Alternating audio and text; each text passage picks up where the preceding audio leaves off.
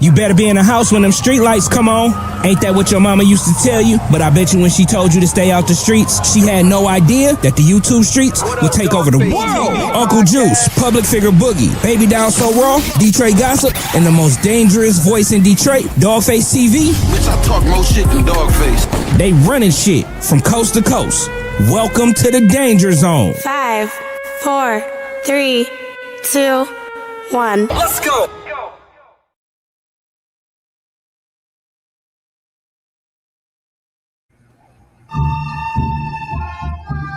Mic check 1 2 1 2. Mic check 1 2 1 2. My name is Dawgface Calderon. This is Real Life Unfiltered, the podcast version of it.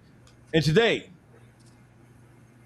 do we start with ladies first when it comes to introducing people, or do we just make them last? Do we be haters? No. Go ahead and be a hater. It's in your blood. That girl Henny is in the building. Henny gang was happening. Put the butterflies in the air and put the Hennessy glasses on the. Oh. Drop your butterflies and Henny glasses in the chat, Henny gang, and let them know you here. If y'all are still here. Do you partake in the spirits? Yes, I do. I knew it. That explains everything. A little whiskey. Don't shock me at all. Your behavior is indicative of somebody who indulges themselves in the spirits. I would have to indulge in spirits to deal with you. Ruler, and listen, and in this corner, the heavyweight champ of the Midwest. If you're cruising for a bruising, you can get it by watching the Ruler Report. What's happening with you, brother? What's good, Dawgface? What's going on? To the rest of the panel, shout out to everybody that's tapped in. Y'all already know what it is. Ruler Gang. Ruler Gang is in the building.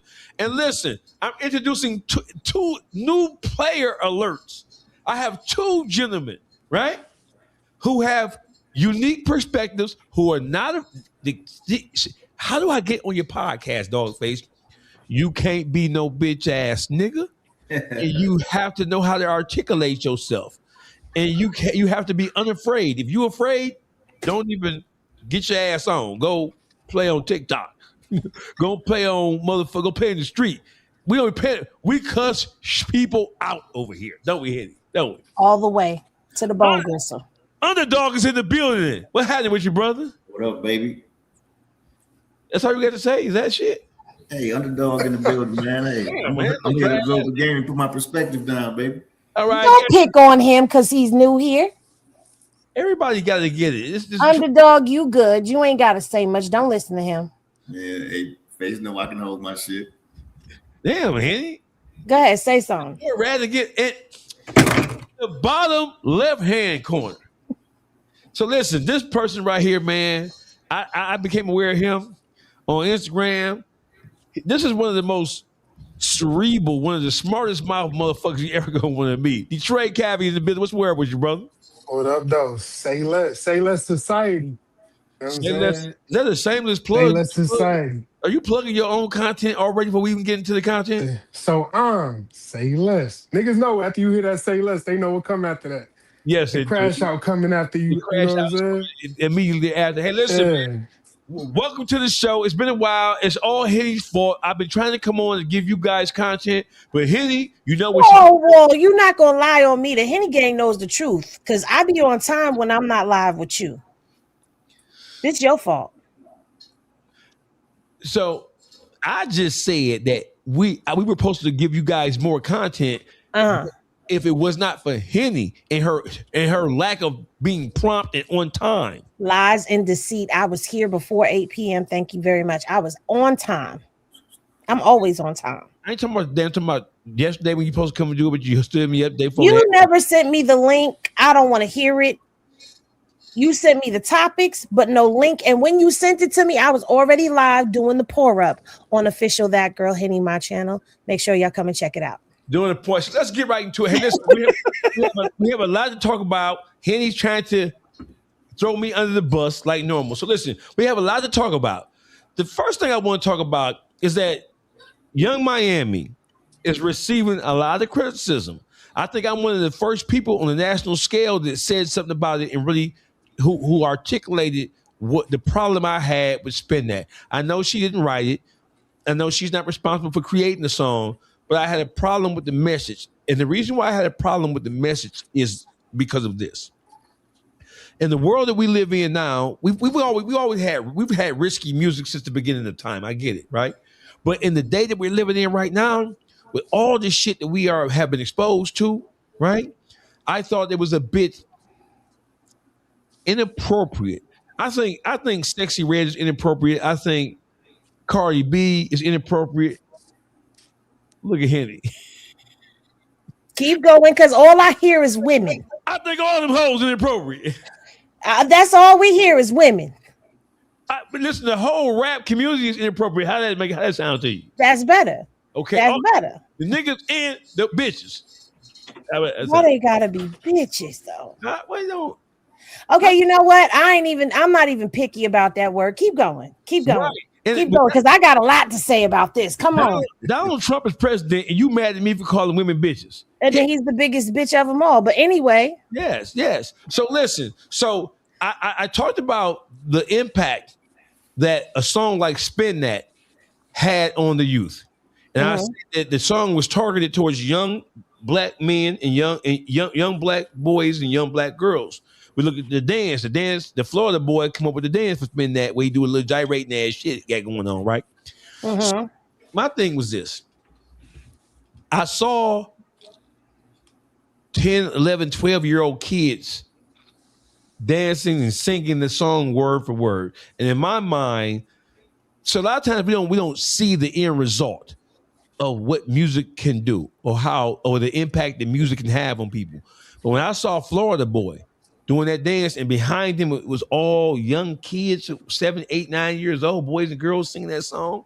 Don't you have that clip, dog? Yeah, I do. Let me find the clip. Yeah, pull that up, because I don't think a lot of people saw that. That's not on my page. You on my page. Well, sorry. Official That Girl Henny on IG. The dry ass page off my screen. My page ain't dry. Thank you very much. I've been on it for 2 weeks and I'm pushing up on 10K, which means it'll be monetized. Thank you. I'm hustling. Every day I'm hustling. I'm not knocking your hustle. You do be hustling. Let me find this shit. Because but look though, if I can chime in. You can. I'm 34, right? Right. So I'm part of the generation who we was getting kicked out of school for wearing Jeezy the Snowman shirts to school.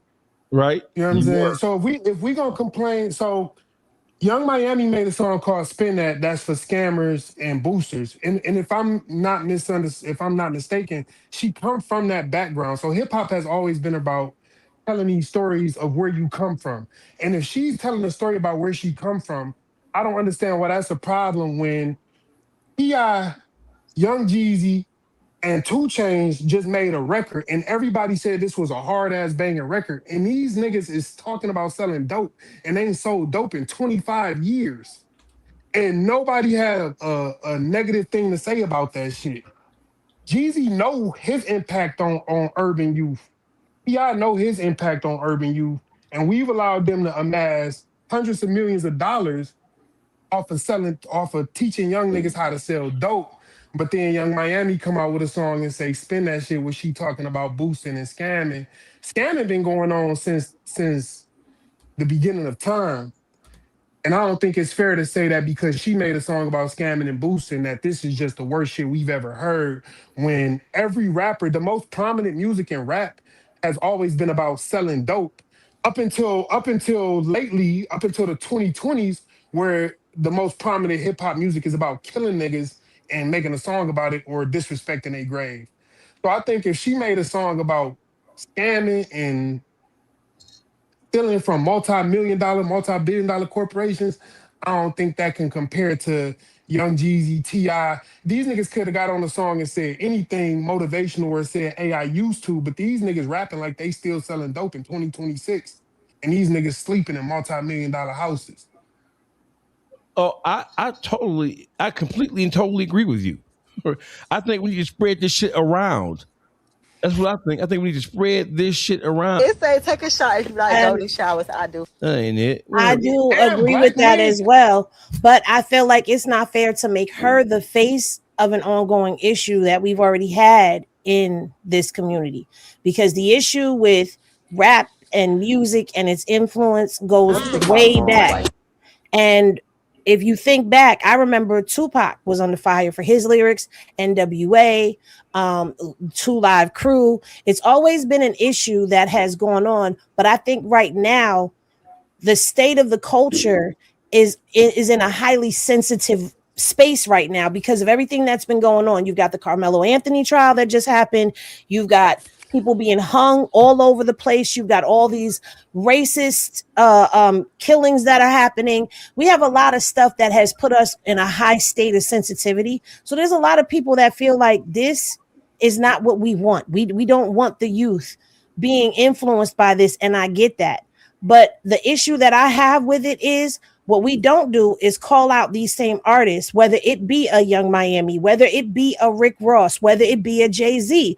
We don't call these artists out for the content that they put out, the lyrical content they put out. Like Cardi B, she's out here telling females to go and sleep with this dude, F this dude, and do all of this. And you talking about you don't cook and clean, but Offset showed you cooking and cleaning, and you're spitting out these lyrics while you're married. You see what I'm saying? So you giving a version of things to people while you live another. And so we can't act like music is not impressionable, but I don't feel that she should be the face of this cause. black men are responsible for the current state of hip hop and the current state of the black community. So when we talk about the thing, like for example, right now, this is when we hear women, when we hear black women rap about this shit, it sounds like it's just taboo. But the thing that black women are rapping about right now, black men have been rapping about black women doing since hip hop, since the inception of hip hop. So black men have sensationalized whole culture. Black men have sensationalized pimping, stripping, dancing, fucking. Black men have sensationalized all of this shit. And now we only have a problem with it that black women are rapping about it. And I Well, feel like there's that's been a a bit problem, hypocritical. Yeah, I but don't there's think A been a hundred percent. problem since Little Kim. It's been a problem. Yeah, I don't She think it's was. just a. I don't Go think ahead. it's a gender issue because the men was getting called out on it too. A few years ago, we was calling out Lil Durk and them about the drill music and stuff like that, and even like Jeezy and them was getting called out during the dope era, right? I just think right now she's the face of the call out. It's her turn. You know what I mean? I mean, it might not seem fair, but Sexy Red was getting called out before Young Miami was getting called out. So That's right true. now she has the most ignorant song out right now. I mean, you I know, don't think it's ignorant. I think that shit I think it's kind of hard. no, it's But catchy. again, It's catchy, but if we gonna look at it from a morality standpoint, she's singing and rapping but about people it's nothing scamming. moral about rap music in general though. Unless you Not, going to like KRS-One, unless you going to like, it's nothing moral about rap music for real. it took a shift though, and the shift started back in 2024 during the Drake and Kendrick Lamar beef. Oh, So a lot of people began to call they called Drake out and a lot of other rappers, and that's why the song "Turn Your TV Off" had a deeper meaning than what people thought it was. Kendrick Lamar was really trying to end all of this like negative, quote unquote, according to him, trying to end a lot of this like ignorant music that was being sold and put out and pushed to the people, and try to shift back towards some of the stuff like you talking about where it made you think, thought provoking music. So when she comes on the backdrop of this, she's just receiving the backlash of something that was set in stone maybe 2 years ago. It was put in motion. So I'm not saying that but I don't hear it and I don't bob my head or I don't think it's catchy. But if if we're gonna critique it and really talk about it and talk about what the song is, just look at the lyrics. yeah, And but like you just said though, you just said um damn, I was going somewhere with this. You just said in 2024, Kendrick talking about turn your TV off and da da da. But the thing we have to understand is when we talking about hip hop, the thing that we still rapping about to this day is things that the black community have experienced in for decades. So if we talking about everything we talking about in rap music, something like I just said, Jeezy and T.I. just made a song about selling dope and having sold dope in 25 years. But for some reason, that shit still resonate with the black community today. Why is that? So before we get mad at Dog, I sent you the video. But like you were saying about the Jeezy and T.I. thing, and I get it because I grew up on the Dope Boy rap, right? And that was the soundtrack of my life, right? But at the same time, T.I. and Jeezy don't have the same impact as they did once before. For one, because the game ain't what it used to be. You know what I mean? Like, so this song really That's a is more fact. fitting to the times of scamming because there's more scamming and shit going on right now than it is people out here really really out here selling bricks. You know what Well, I mean? see, So it's a different time. And I'm not saying that I'm against her. I'm not saying cancel her or turn the music off. I'm just kind of playing like devil's advocate as to why people have a reason with the song. But I think if a black man had, like, for another example, right? Black women all across the diaspora. I'm talking about black women from Brazil. They all got some sort of dance where they shake their ass and move their hips, right? But we demonize black women for twerking. I think anytime it's something that comes to black American women, we always demonize it. And I'm not trying to like, be a pick me but I just feel like black women, whenever it come to black women, we always demonize everything they do. Black women can, if a man would have made that song, like it sound like some 42 Doug type shit, right? If 42 Doug would have rapped that shit, I don't think we would have be having the same conversation about it right now as we Hey, would have I'm been gonna, I'm having. gonna, I'm gonna say this. I think, like for real, we really need to get off into like the mentality that's behind it, like what produced it, what created it, what made her come like this. And it's always circumstances when it comes to that, right? I look at Miami as an underdog for real. Like I don't buy no female album. I don't listen to no female album. But if I'm with a woman or whatever, and she planted it, I get a chance to hear some of it, right? But I will say that I don't think we really appropriate. It's appropriate for us to try to really dissect. No, don't get me wrong. When we do dissect, we're going to be able to find something that's hypocritical, something that's biased, something that's demoralizing, and all that good stuff, right? We're gonna be able to find like yeah, that's a ratchet ass song all motherfucking day. We can't, hands down, right? But at the end of the day, where that shit come from? That come from, one, to me, a person who didn't bounce back from something. Like she was broke all the way down, bro. Like her motherfucking right hand man, JT motherfucking raggedy ass, fucked her spirit up, had her in the shell. You know what I mean? And she tried to get back to herself. Now we got so many people, man, so many artists, so many pastors. We got that they take the condition of the environment and they make something out of it. That's all they did. Like Young Thug was a fag ass nigga. Look where he at now. He done rose all the way up and fell all the way down, but the nigga had a dress on. But that nigga got millions though, right? So for the sake of a person meeting their goals, they create this shit, man. It come from a mentality. You like she can say what you want to say, but call me rich now, bitch. You know what I'm saying? Fuck all that other shit. And that's what she needed. She needed to get herself back in the game. You know what I'm saying? Back in the game. And this is a raw and uncut version of it. Females can say, just like some females, right? All these bitches be hoeing. But you got a female that hold the right way, and every nigga want her though. But you got a female that's doing it raw and uncut. Oh, I ain't fucking that nasty ass bitch. All this shit hoeing. You know what I mean? So, I just know. But I look at how many black men we done lost though. Like when you look at, like for example, you look at Julio Fulio that lost his life at the hands of like dissing niggas for the sake of clout, for the sake of becoming a millionaire. When you look at King Von and all the niggas that died around him for the sake of clout, when you look at all of these niggas that's dying for hip hop, and then for us to ignore all that shit when niggas could have put their arms around all these young black men that But died, niggas and for us ain't, to bro. say, yo, this is the worst song we heard. Julio made a song where he went to niggas' grave and held up pictures of dead niggas. You know what I'm saying? You got one rapper who was, I forgot the nigga name, he was on Vlad. He took a picture in a puddle of blood of the niggas he shot. You know what I'm saying? I just don't think that young Miami rapping about scamming and boosting, if that's the lifestyle she come from, I think it's a bit hypocritical for us and the thing about it is we can say like I heard y'all say, they was trying to stop Jeezy from rapping. They was trying to stop the NWA for rapping. But black people fought for them niggas to still have a voice though. We And it can't was say that wrong. they tried to stop.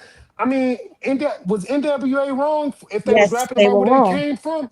Well, see, that's the whole thing. We got to stop that excuse of where they came from But we because love they're the not Godfather there though. But we anymore. love the Godfather. Hold on, Copy. Go ahead, Henny. They're not there anymore.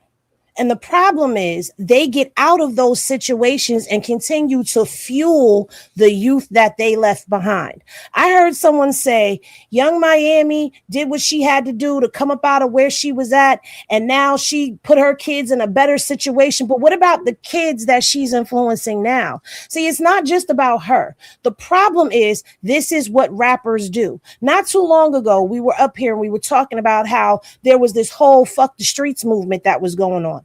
But the same people who are screaming that are the very people who were depicting that in their lyrics and eating off of that lifestyle just for them to be able to afford a lifestyle that they have now. So this has to stop because it's glorifying something that we're trying to get out of. Granted, people they have records, so they can't do this and they can't do that. But there are people who find their way out of the struggle without having to go back into a life of crime or continue a life of crime. And that's a fact. There are very few that are unable to do something with themselves. So for me, as a mother, I did not allow my children when my girls were coming up, they weren't listening to the Sexy Reds and the this one and the that because I wasn't listening to it when they were around. I had to take responsibility for my children. They are influential. And no matter what it is, just because that's where you came from, why don't you rap about how you got to where you are? When you first come out, you're telling a story of your environment. You're telling a story of how you were coming up. Why not tell the story of how to come up and keep coming up? Like rappers have to expire after a while is how I feel. And it shouldn't still be an excuse that this is where they came from and what they're talking about when they're living in a multi-million-dollar mansion wearing name brand shit everywhere. Okay, so watch this. So this is the video that set me off. I think I was probably the first person on a national platform on Vlad. I think I did. And I really criticized. This is the video that set me off, just so we're on the same page. This is what got me.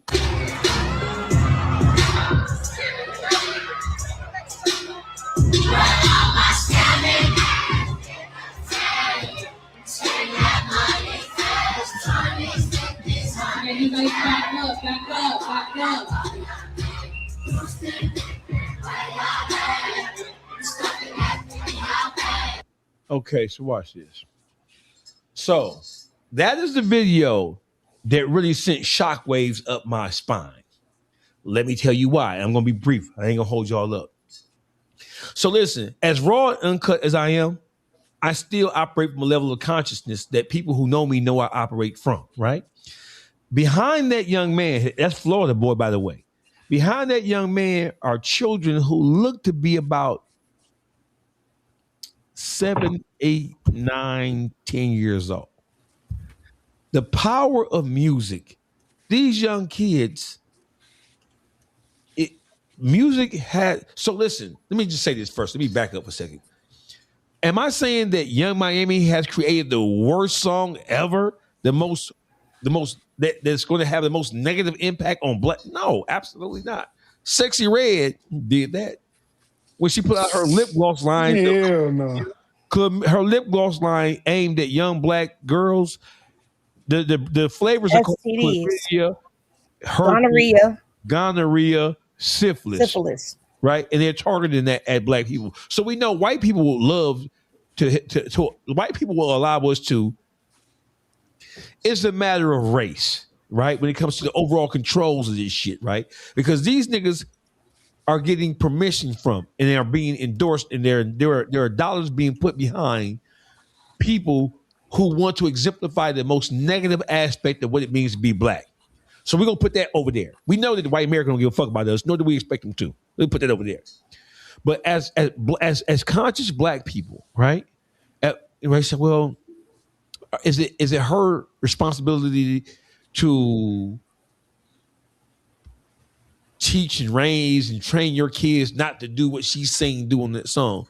We know that black people, we put our entertainers, our athletes on pedestals. and we in the impact and influence of entertainers and athletes, they're more influential than the impact of the households that these kids come from. That video right there is the video that set me off, Cavi. That video where this young man was dancing and singing that song, "Where are my scamming ass niggas at? Where are Okay. my boosting ass niggas at?" And the kids behind him Can I ask you a question, though, dog? are not even teenagers. Go ahead. How many kids could have got there without their parents bringing them to that video? Oh, we ain't even talked about that yet. Forgive me if you think that we gonna not talk about them bitch ass parents. But wasn't that a school function? Because every song got to have a parental advisory on it. If it got profanity, if it's rated R, it have to have a parental advisory. So if you know that a grown man, for one, okay, so we gonna talk about dog who did the dance in front of the kids. Right. That was some bitch ass shit. Because at no point should you ever stand in front of a bunch, and that's the problem with this content shit is niggas chase the virality more than they chase morality. Niggas lose all their morals just to get a couple million views. And those couple million views, if we speaking the truth, those couple million views don't land you nowhere. So you chasing a couple million views, that's some hoe ass shit to poison our youth. But at the same time, it should have been enough parents in that fucking audience to be like, you know what? I'm not about to let this nigga exploit my kid for a couple million views. Because at the end of the day, that sensation is gonna die. It's not gonna last forever. Like in a couple months, we're not even gonna be talking about that Spend That Shit song no more. It's not a timeless song. It's just a song that's good for now. But it wasn't not one parent in that crowd that was like, you know what? I'm not gonna fuck. Cause me as a parent, I got 6 kids.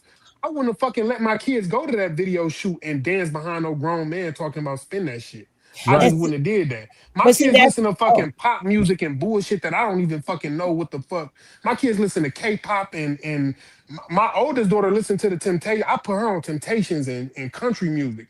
So my kids don't even know, you know what I'm saying? But as a grown man, as a parent, I would have took my daughter to school or my son to school knowing that this nigga was gonna be dancing in front of my kids talking about Spend That Shit.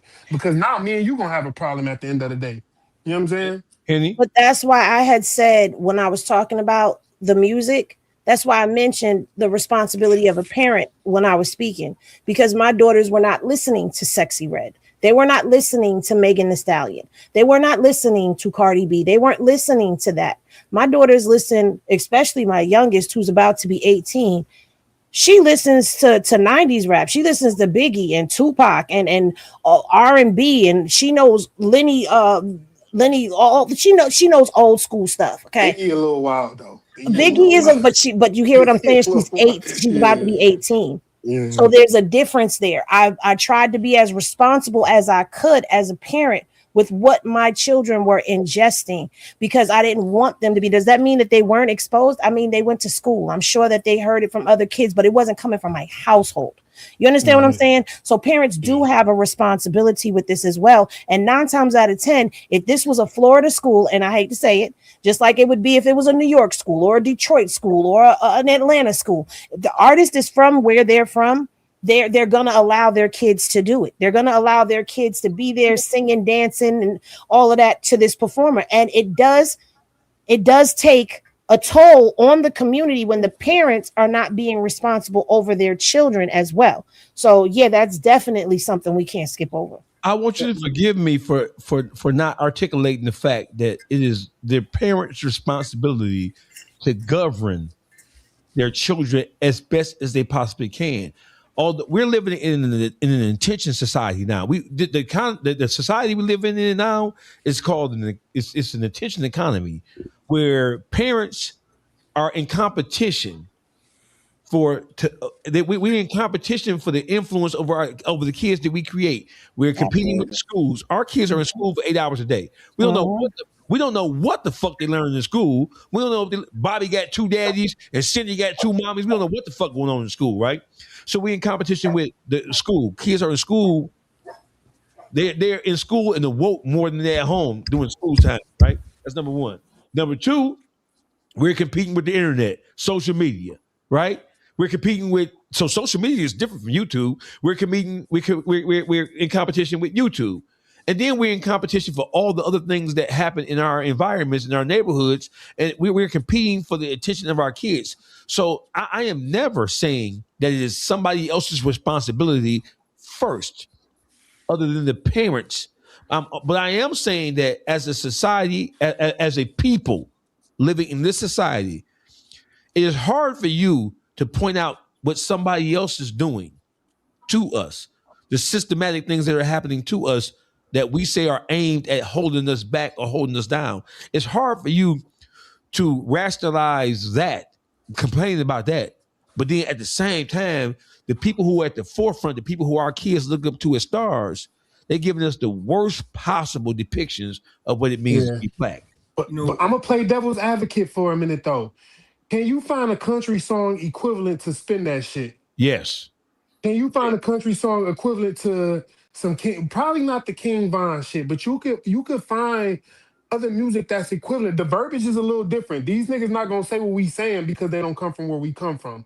But it's a little bit of like, I think across the board, every genre of music, maybe minus gospel, minus jazz, maybe we all kind of talk about what's going on in our community or in our, you know what I'm saying? But I feel like I'm not saying fighting that social media influence. That's like one of the greatest fights in the world right now, as far as the kids is concerned, right?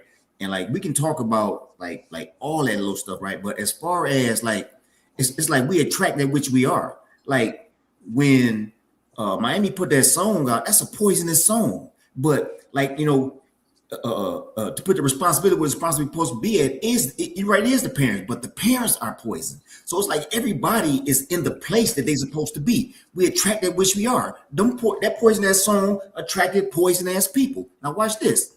If you need to be around money getters, you need to get around money getters, right? Yeah. You know, it attract that which it is. You know what I mean? So like she put the science down really to actually, you know, to lay it down at that point to where it has the influence that it has. But yeah, everybody there is guilty. Yep, at the end of the day, if we need 1 million killers over here and 1 million killers come over here, they're where they're supposed to be. If we have, and I don't mean to get on this subject here, but if we have a bunch of homosexuals all over here, they're where they're supposed to be. You know what I mean? Now, when you start mixing that up, you know, then that's where the problem comes in at. But like Henny say, Henny is one of the responsible ones, because how do you break that cycle? You break that cycle, right? Like we can't control that which we can't control. We have to control ourselves. You know what I mean? We only can control what we can't control. So therefore, she took the responsibility to control her household. That's all she can do. She can't control all them people that popped up for that poison event. You know what I mean? And that's where it always starts. It starts in your house. Hell no, my son ain't gonna be there. Hell no, my daughter ain't gonna be there. You know what I mean? And that's just me taking responsibility. But at the end of the day, that's all I can do. Control what's under my control. Ruler report, but you know what? Let Ruler Report chime in. No, I was gonna say though, like, you know, and I'm gonna be quick. I'm gonna try to be quick with it. But I can recall a time where like Too Short. I'm old, like I'll be 47 next week. But I can remember like Too Short and like NWA and Eazy-E and them was music that I was sneaking listening to up under my bed. Now, if my mom caught me, I was gonna be hell to pay. But I was sneaking and listening to it. But the difference is that, for one, my parents wasn't brought up on that kind of music, so they wasn't endorsing that. Two, my school wasn't never gonna have us at the school dance doing the dance to anything Too Short or anybody like that was saying. But the other difference is that these parents was raised up on this music, so they've accepted the music, and now this is what they listen to when they ride around with their kids. So now this is the music that the kids is listening to. So I don't know how we rectify the situation, but I mean, I'm with y'all. I definitely wouldn't allow my kids, even if I listen to the music, I wouldn't allow my kids to be at that dance. You know what I mean? Filming them dancing with that dude to this music. Them was little kids. We wasn't talking about teenagers. Right. Some of them kids was like 6, 7 years old. Learning the poison way. Yeah. But the thing is, let me say this. First of all, do not disrespect 47 like that and say old. Okay, I'm already 47 and I look damn good. Okay, we're not doing that. We still young. I know you're not talking about no damn over there in that corner. But anyway, but I was gonna say it's a couple things. Number one, I wanted to say Even though you can't control what was going on at that school, once you found out what was going on at that school, I'd have been at that school. You understand? A responsible parent, a parent who doesn't play that about their children, is going to be at that school complaining, making noise, because I don't want my child exposed to that type of influence. That's not what we do in our home. I do agree that a lot of the parents now are parents who grew up on music, that the TIs, the Jeezys, the Mob Deeps, the whatever, they grew up on that. But at the same time, if you have a moral compass that's been instilled in you, this is where this conversation takes a turn. Because a lot of us had some type of adult figure in our life that had a moral compass that instilled it in us. So as we grew and we started having our families, that moral compass is still there. You teach your children, and this is not happening in a lot of homes, and it's a conversation that needs to be had, where women are not teaching their daughters to be young ladies. They're not taking the time to teach them what it means to be a woman, where men are not in the household, or they're not there to be able to teach this young man how to be a boy. There's no male figure there. So at the end of the day, that's what's missing in our community right now, is a moral compass that sets the foundation for how you're going to run and structure your household. There's no way. As a child, I listened to the same NWA that you did. I knew word for word. To this day, I know the lyrics to quite a few NWA songs that I shocked myself with. But I wasn't allowed to listen to that. When my mother found it, she got rid of it. I went and dubbed it multiple times and hid it so I could still listen. But that didn't mean I was going out here turning into one of them girls, because I had a moral compass. So where do we start stepping in, since people can control their households, right? As a community, how do we step in and help instill a compass in a child who may not have one being instilled to them at home? Detroit Cavi, I have a question for you. What's up? Whose responsibility is it in the Black community to create and then implement some type of plan or standard that could hopefully get us back to some sense of normalcy in terms of loving ourselves, respecting ourselves?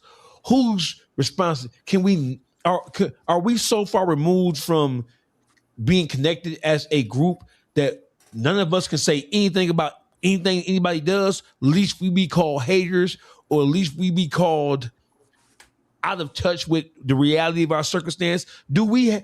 Because in my mind, this is what I'm telling you. I think we are doomed as a people.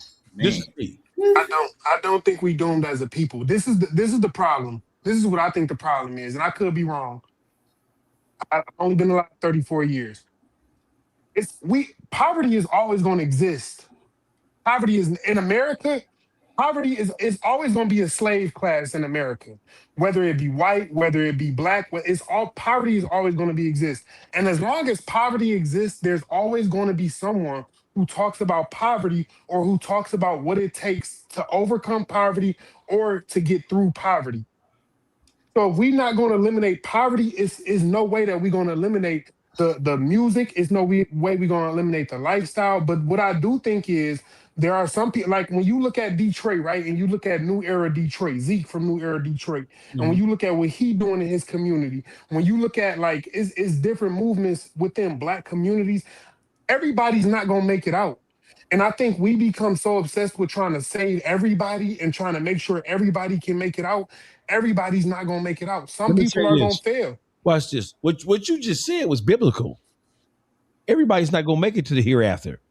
The Bible, the Injil, the Torah, the Talmud, the Holy Quran, they all say that everybody's not going to make it. There's not enough room for everybody to make it.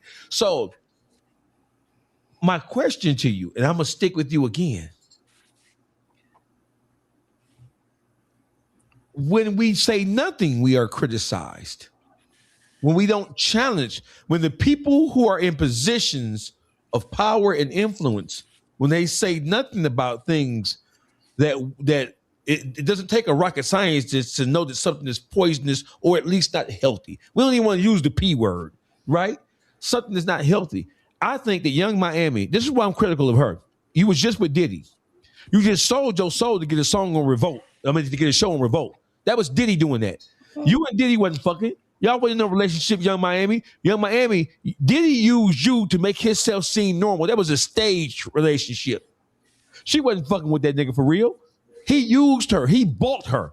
And one of the things that he used as currency was giving her a show on Revolt. What? No, and like somebody just said, I can't remember who said it. Young Miami was on her knuckles.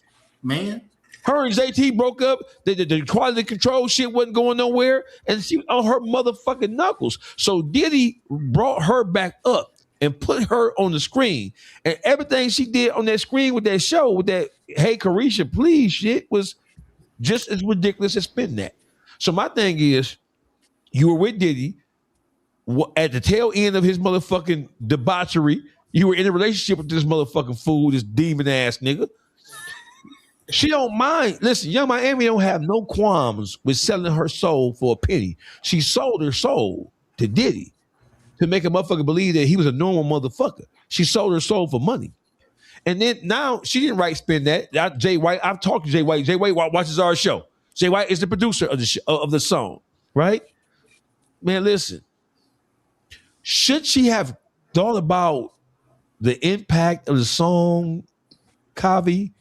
Or should she just have it's a song. If you're stupid enough to fall into it, that's on you.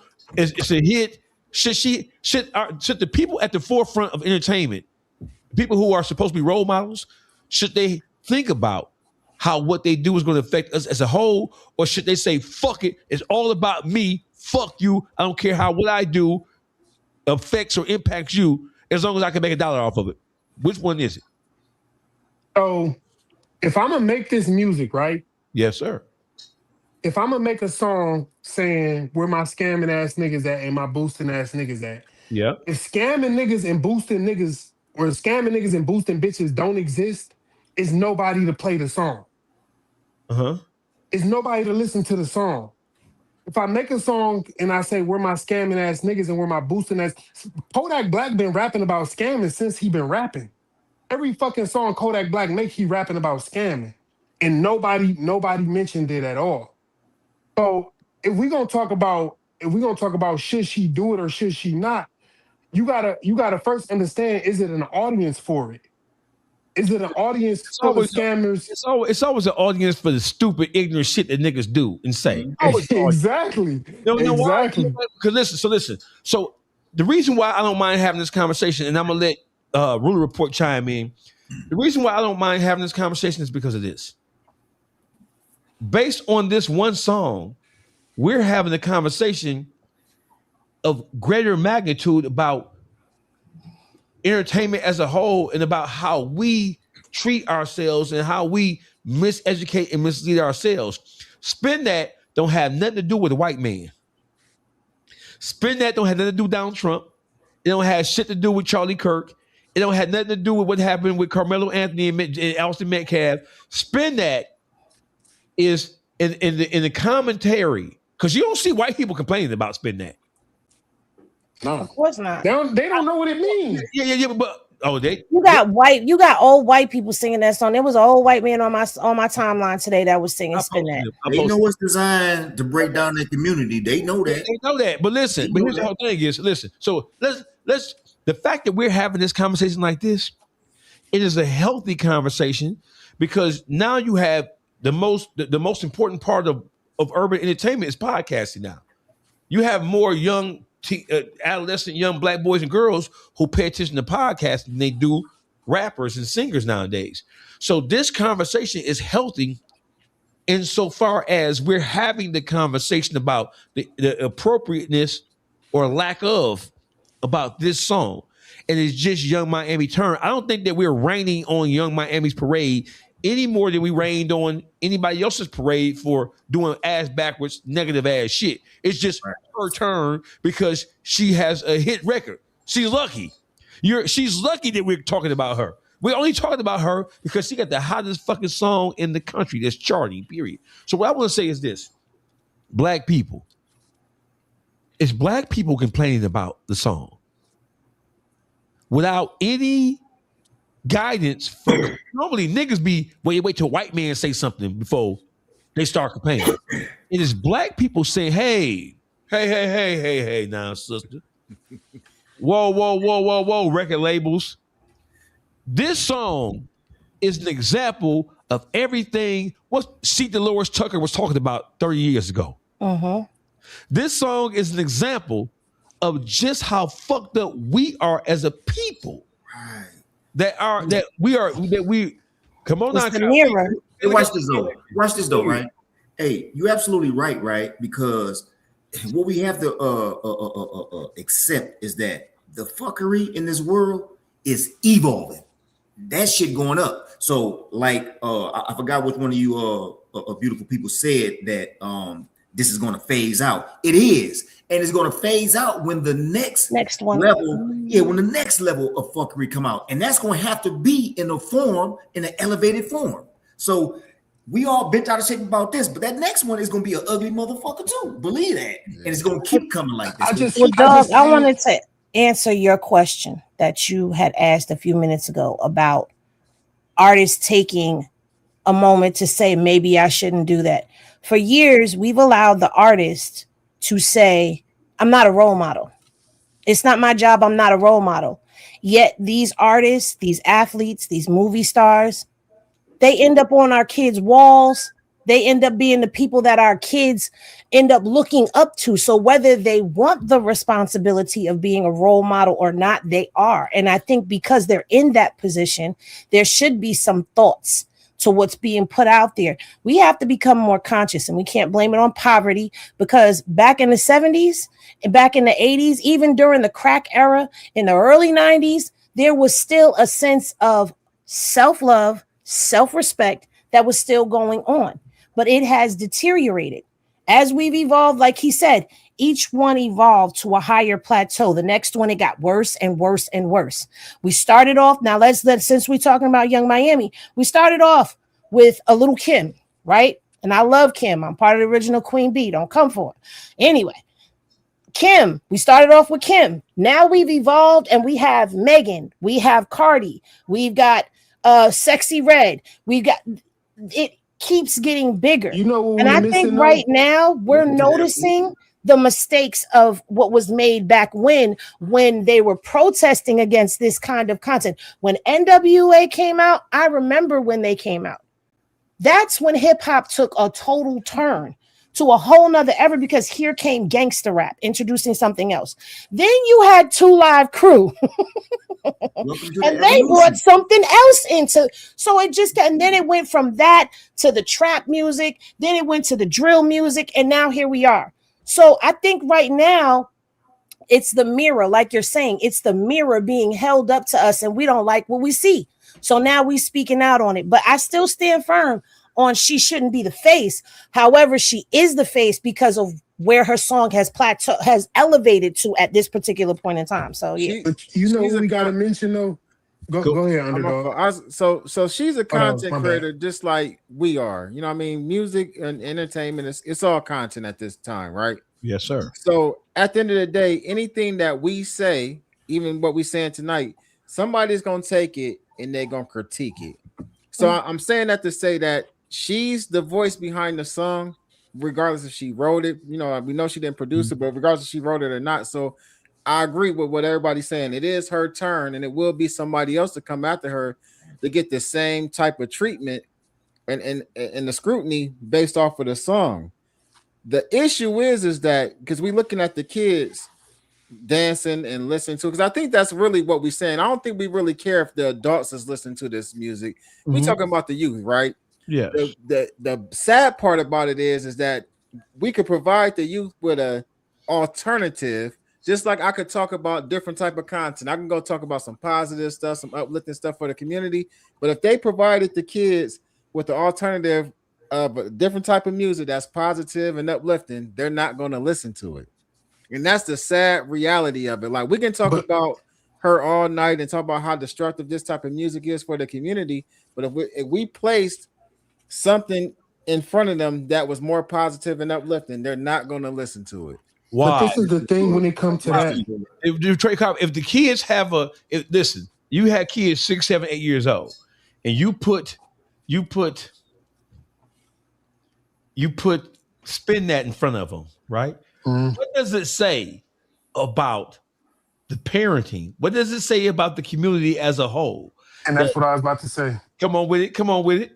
So the kids are the ones running. So when you look at like the new artists that come out, right? Nobody is signing. When Jay-Z first came out, nobody wanted to sign Jay-Z because he was 26 and they thought he was too old, right? When T.I. first came out, T.I. was 21, 22. We taking the kids and we putting them in these powers of position. Nobody gonna sign a 35-year-old rapper that's rapping about conscience shit and building his community. But they gonna sign a 22-year-old rapper, a 20-year-old rapper, a 19. NBA YoungBoy got signed when he was 16, and all he was rapping about was killing niggas. So when we talk about this, we gotta understand that the youth is the motherfuckers that run the community right now. The youth is the ones that run the community. Go ahead, Reese. Watch this, bro. Watch this. Let's go. Like, we can never, ever get off the parenting. We can never, ever get off that. Right now, we start to get off into this. We're trying to put a responsibility on the youth that they are not able to hold. Now, watch this, right? You got your babies. We all probably got a kid or two, right? And Coco Melon, they love it. You know, count to 1 to 10, so happy. Learn the ABC, so happy, right? And that's all they want to see, 24/7. But then the parents lose them kids. When they lose them, when they no longer want that product, they don't want that product. When they start getting off into liking stuff outside of what a kid should want, then that means that the parents have dropped the ball and have allowed them to start absorbing some adult shit. That's when the fuckery started getting up. So now that mentality, so now they don't want to hear Coco Melon no more. They don't want to see Dave and Ava, all this learning shit that they were so intrigued by. They want no Gracie Corner. Hell no. Yeah, all that shit is. My son 9 and he still love Paw Patrol. My son all 9. that shit. That's the household. Don't be wrong. That Gracie's Corner, we like it because she's black, but she still is programming, tiptoeing them over.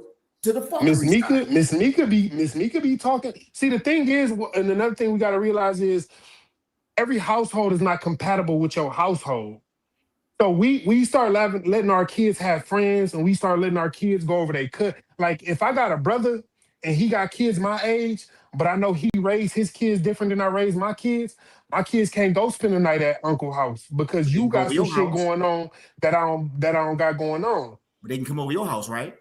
No. Because you got shit going on that I don't got going on. See, now you dropping the ball because, it may be ugly over your brother's house, but when them kids come to your house, your program is your program. And if your program is clean, then you have exposed them to what is clean. And that's what they're going to need to even have the ability to compare, to offset the garbage. I got to agree with you. Because that same mentality, when I was a kid, is what...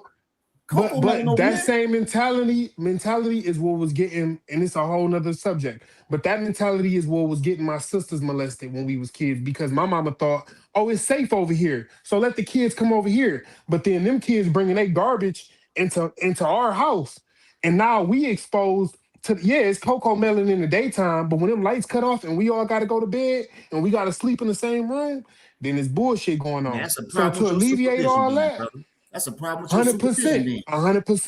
So to alleviate all of that, we ain't spending no nights. You can't spend the night over here. We ain't spending the night over there. We gonna have fun in the daytime. That's you making your job easy. I get it. I got a question. I want to start. Listen. So listen. I have children who are children. All that. Listen, and I don't give a fuck. My daughters ain't going to spend night over nan nigga house. I don't get it. I am so distrustful. I am Me too. I'm so distrustful and so suspicious. I have watched too many scary movies growing up. I'm old. Right? I watched Lifetime, Crazy Ass Jeremy. You know what I'm saying? My kids, listen, listen, so lessons as a people, we're talking about black people, right? So I want to touch on two subjects and I'm going to jump on that, right? So it's the unchecked decline of black civility, right? You can't say anything to me. The whole village principle, it takes a village to that shit over with, right? Yes. You can't say anything to anybody's kid, least you be considered whatever, right? That's number one. When you talk about the labels, the same, we know for a fact that these labels who put money behind the most negative shit that a nigga can say about a nigga, those same labels, they would not let them same niggas say anything about Jews or any other so-called protected group. They would shut that shit down. They wouldn't distribute that shit, right? So we know that there's a hand in terms of people wanting to push and promote the most negative aspects of what it means to be black. But what I'm gonna say to you is this: I think, and then we're gonna move on, right? I think the one thing that we have touched on that is like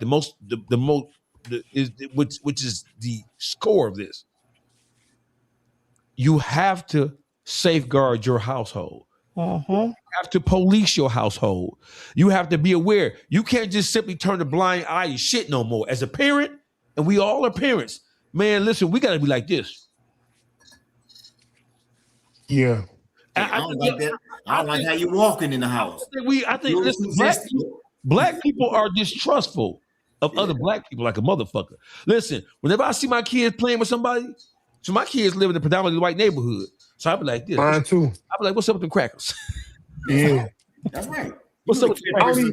Hey, I built up my backyard so they ain't even got to play with nobody else. Hey, listen. So the whole thing is, if we don't start to govern ourselves, if there's not a collective, if there's not a mind state that starts to build amongst thinking, reasonable-minded people of color, black people, who gonna change our circumstance for us? There's nobody from outside of our gonna come. Ain't no Messiah coming. Yeah, there's nobody from outside of our culture gonna come in and demand a change in the music that we digest and listen to. So the whole thing is, we have to be our own saviors. But if you're talking about something like this, and you're criticized as being a hypocrite, or you're criticized as being somebody who's out of touch or out of sync with, hey, listen, this shit ain't complicated. That's some bullshit. And I think by saying it's some bullshit, oh, you ain't saying that about NWA. Well, goddamn it, we saying it now. So because we didn't say nothing about that shit back then, we can just continue to allow this shit to go down. No, saying nothing. Hey, I said something because we have evolved. But the whole thing is, listen. So I agree with everybody. But listen, at some point, when we talk about all the different problems that exist inside the black community, from the crime to all the other degenerate ass behavior that goes on inside the black community, fuck white America as a whole. There's nobody coming to save us. There has to be collective. And you said something, Kavi. You said, hey, listen, everybody ain't gonna make it. So the people who we have identified as the ones who not gonna make it, we have to separate ourselves from the people. And like you say, if I spot some shit in my brother's house I don't like, my kids, I can go over there because I'm old enough to be able to differentiate between, right? I still talk to my brother. I still talk, hey nephew, hey niece. But the shit I can love my brother, but understand the shit you got going on in your household, that shit is a cancer, and I'm not gonna let you bring that shit over here. So your little raggedy ass, bitch ass kids can't come over here. That's a fact. And my kids ain't going over there with that motherfucking jail, that young prison that you running over there. Because my niece and nephew going to jail. Yeah. They just ain't got there yet. They on the way right now. So my thing is, as a people, there's nobody coming to save us. We have to start to learn how to self-police ourselves, or we in trouble. And I'm a firm believer that you can't be talking about what the white man is doing, but then you doing that plus 10 and you ain't checking it. We can talk about the shit that happens to us from people outside of our community, but we don't complain about the shit that we do to ourselves, and we don't try to check it. This conversation, it will do nothing for Young Miami. It's not gonna stop her money. It's not gonna stop her bookings. It's not gonna stop anything. For one, them kids in that school, I think we all can agree, who let that nigga in there to do that dance in front of them babies? Them parents should have been outside ready to whoop his ass. Bitch, you gonna come in here and play spin that shit in front of. Listen, I got 4 sons. My 2 oldest sons is 8, getting ready to be 9. They still watching Paw Patrol. My sons can't rap one rap song. They don't know no rap lyrics. My sons is still playing make believe and all. They still playing with dinosaur toys and shit. Them parents should have been outside ready to whoop his ass the moment they found out that's what he planned on doing. It happened in the school, Cavi. So what was going on? See, listen, I told you that we're in an attention economy, and we're competing for the attention of our own kids. We're and I That's just fucked up. listen, the schools, our kids are in school for 8 hours a day, right? Right. We don't know what this. That is a. I don't think that the parents of all those kids knew what was happening in that school. I don't think that them parents were told or were informed that Florida boy gonna come in here and gyrate his hips in front of 5, 6, 7. And they should, when they found out, they should have been ready to riot. They should have been ready to burn. Exactly, and that's what I said. They should have been. Once you find out that something is going on at the school that's inappropriate, that was inappropriate. 100%. He should have never been up there singing that song, teaching that dance. No, none of that. But let me back that up for a second, because those kids didn't learn that song from him that day. No, they didn't. But They were hearing that song prior to. So you really can't expect those parents who are probably riding down the street, blasting the music, singing it loud, singing it with their kid, teaching their kid to dance and all of that stuff. You can't expect them to come up to that school and protest against what happened when they're a part of. They're complacent to it. Them Hey, kids you is gotta know crazy. that though. You gotta know that there were parents that did not agree with that. Oh yeah, But they kids still went to school that day. Parents there But did did not they agree kids with still that. go to school? They kids out there shit like you ain't participating in that. I You look gotta like a know full what's- school. Huh? There was some kids that was That look there like a whose full parents school. probably called to school. Probably, Like, hey, what's this? Look, my daughter, my oldest daughter, 13. She came home from school a few times, right? From seeing me on the internet, her friends and these moms would tell their daughters, "Oh, tell your friend her daddy fine."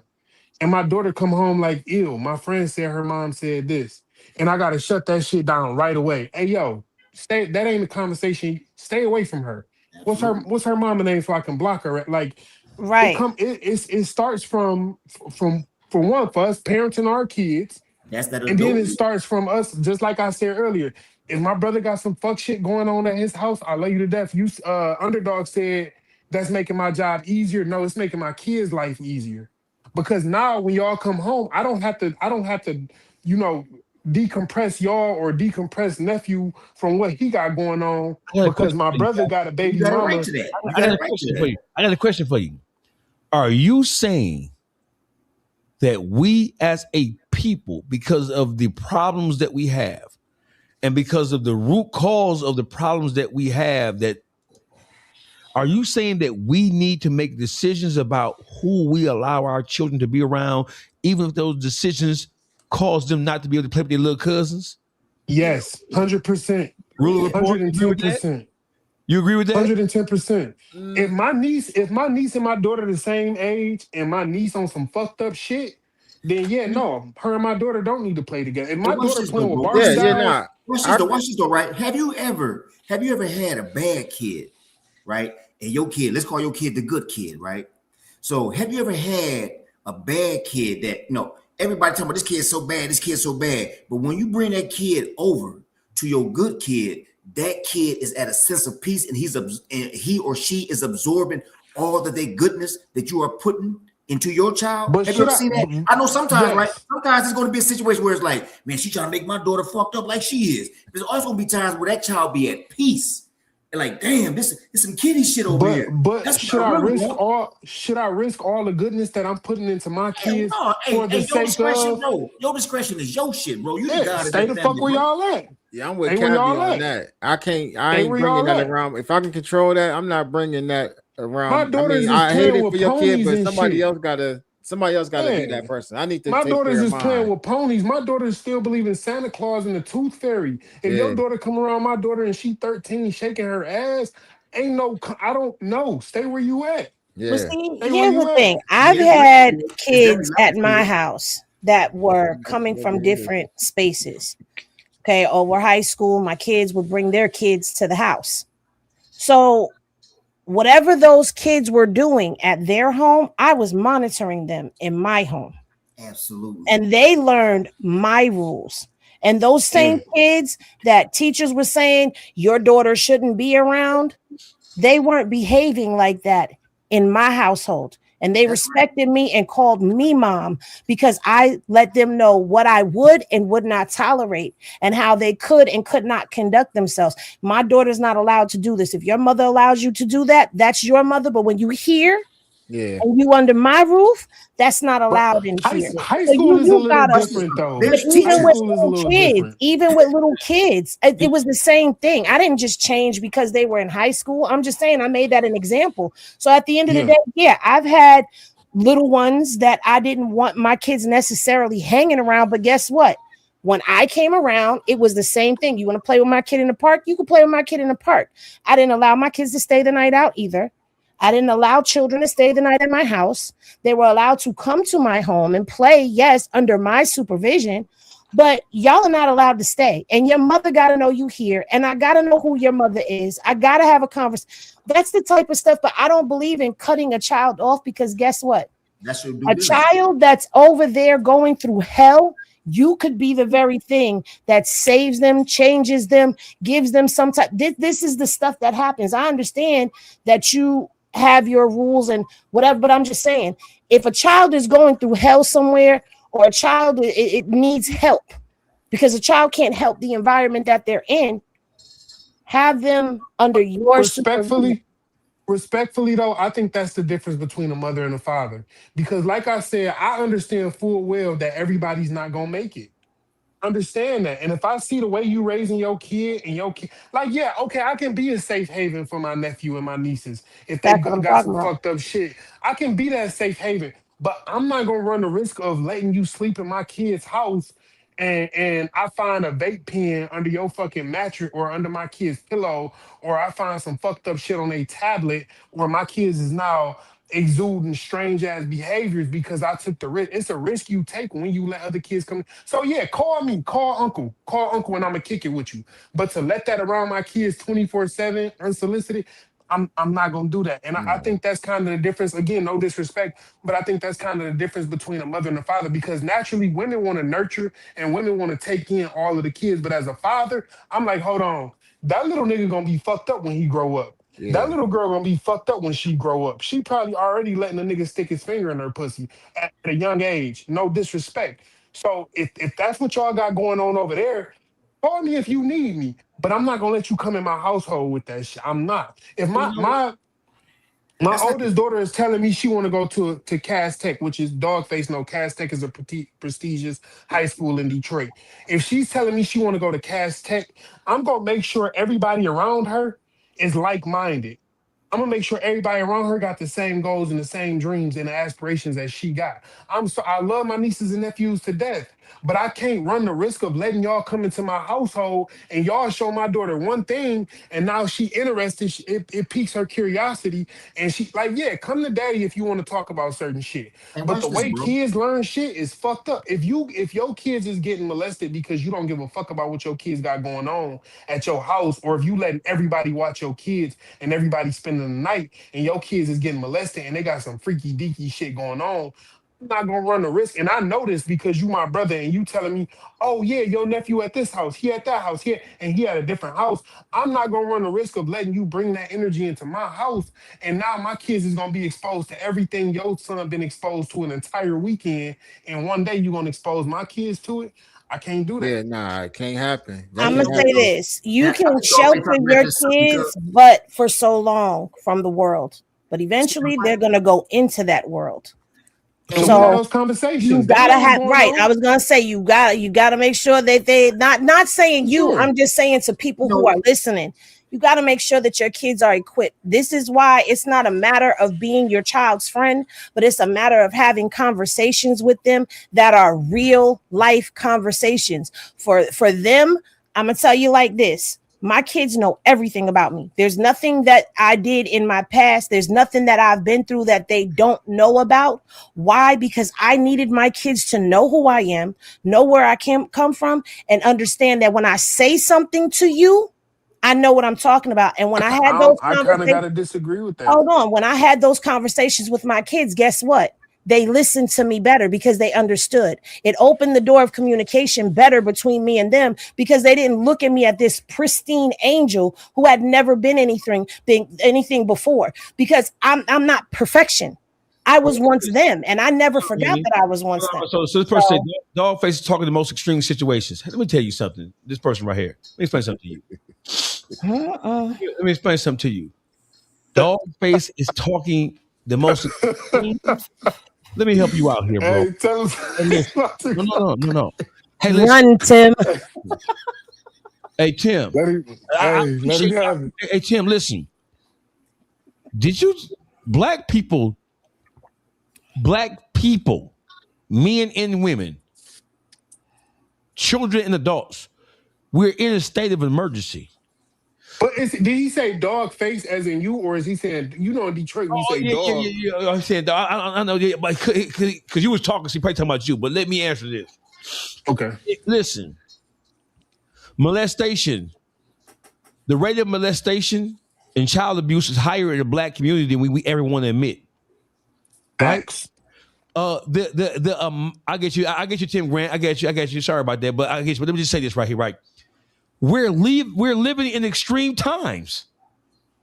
When you look at everything from the unreported cases of child molestation inside the black community, when you look at the lack of proper education in the black school systems and the curriculum that's meant to guide you into being subservient to somebody else, when you look at all of the gangbanging and drugs and all the shit that affect the black community, those are extreme times. And the ultimate responsibility of safeguarding and protecting your household falls on you. It's your job as a parent and as an adult to look around. It's like when they teach you CPR, they teach you to survey the scene.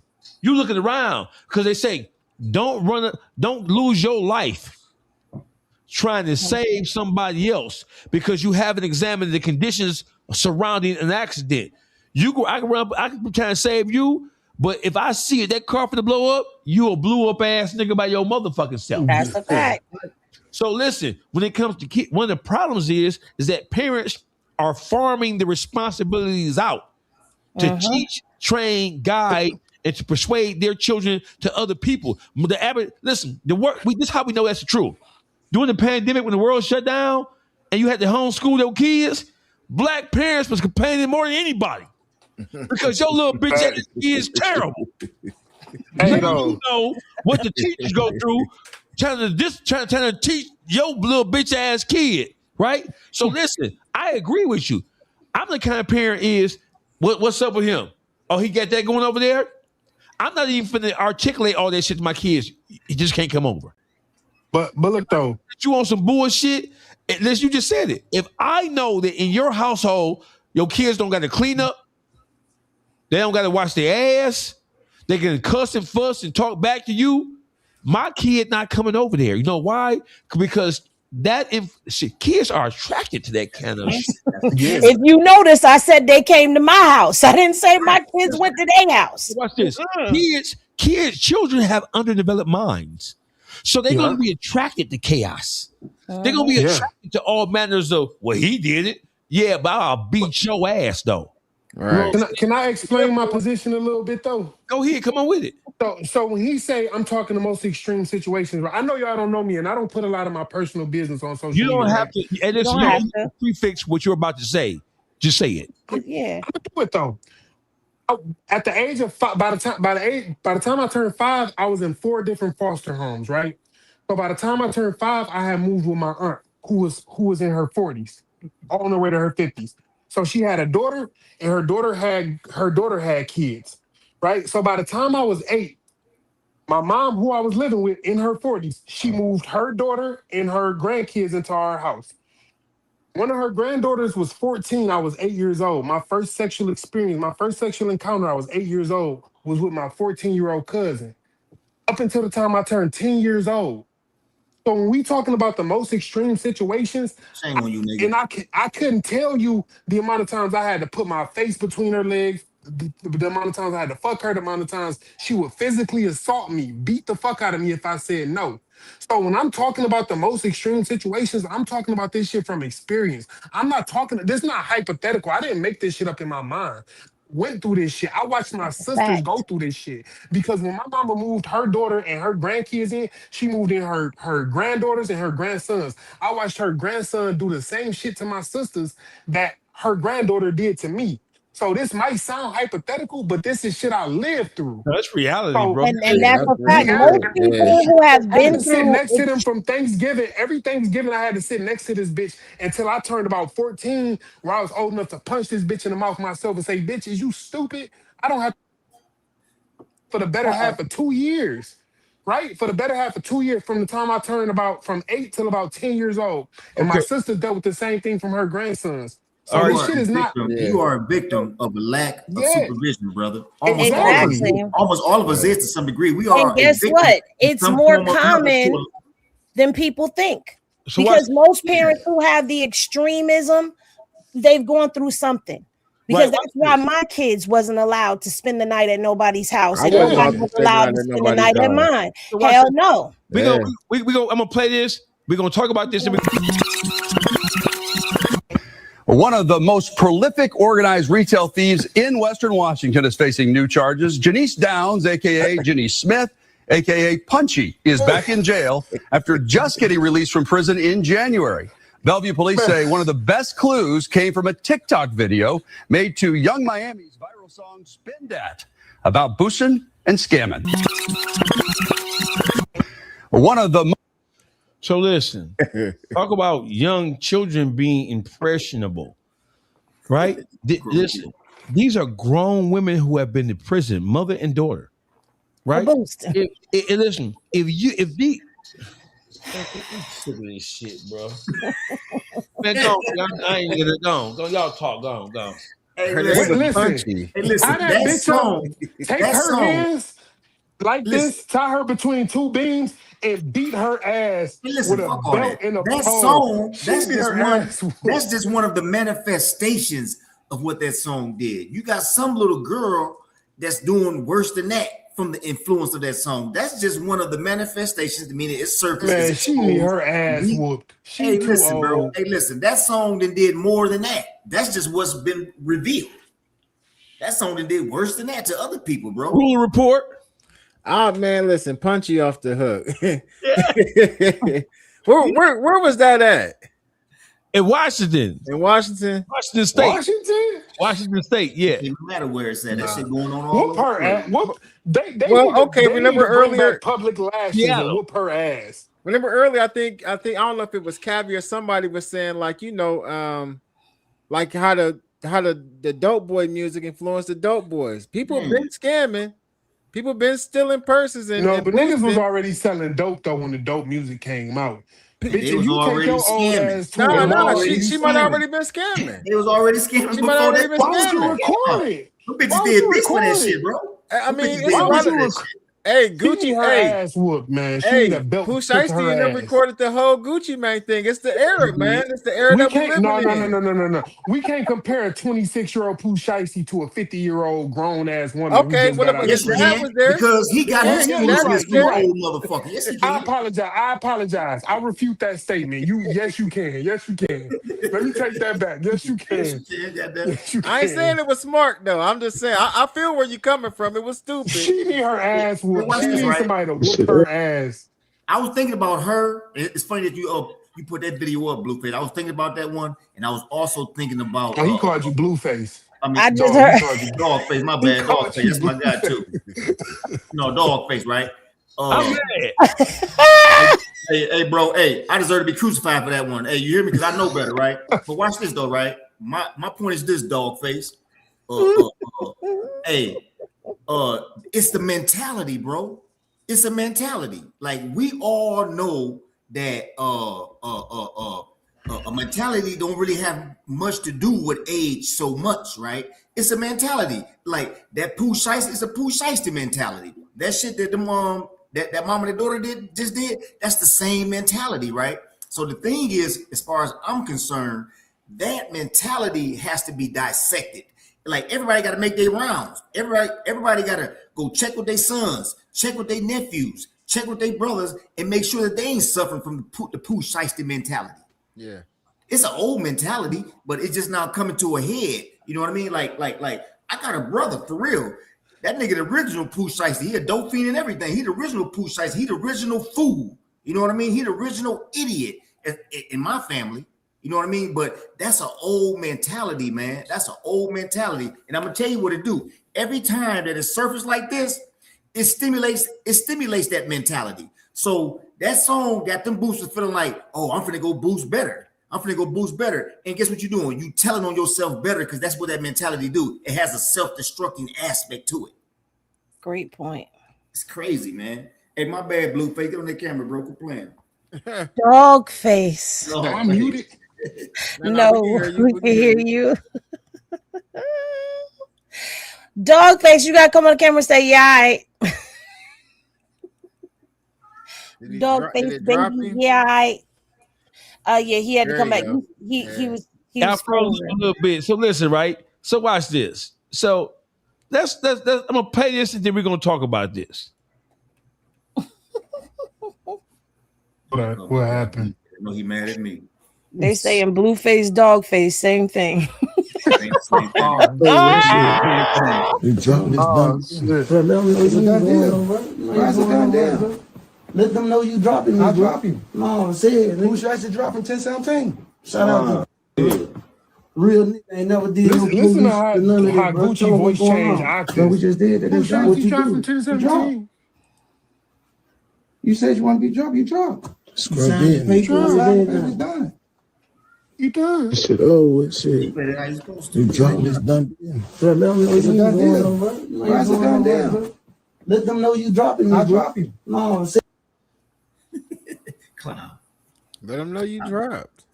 I hope Pooh Shiesty taking the trial and they fry his ass. I ain't gonna lie. Big 30's a snitch. Your connection got you freezing, face. I got you. Oh shit, what happened? Can y'all hear me?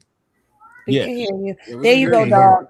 You back. So listen. So listen. Big 30, when he was picked up by the feds, in his cell phone was a video of what transpired.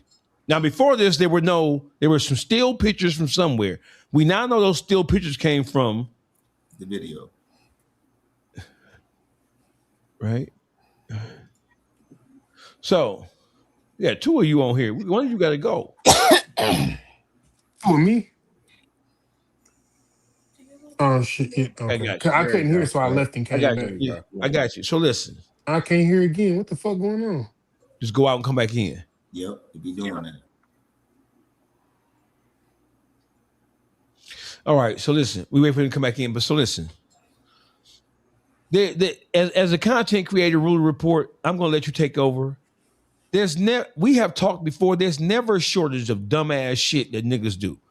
We listen. We will never go out of business. We're like Coca-Cola. Content creators, especially urban content creators, we will never go out of business because the things that we talk about, the things that our audience and our subscribers, the fans of us like to know about and hear about and talk about, those things are we produce stupidity in the backyard and we sell it on social media and on YouTube. So there is a video of what transpired in that motherfucking studio, in that booth, between Pooh Shiesty, Gucci Man, Big 30, and somebody else. Mm-hmm. Ruler Report, what does this video mean for the case in total?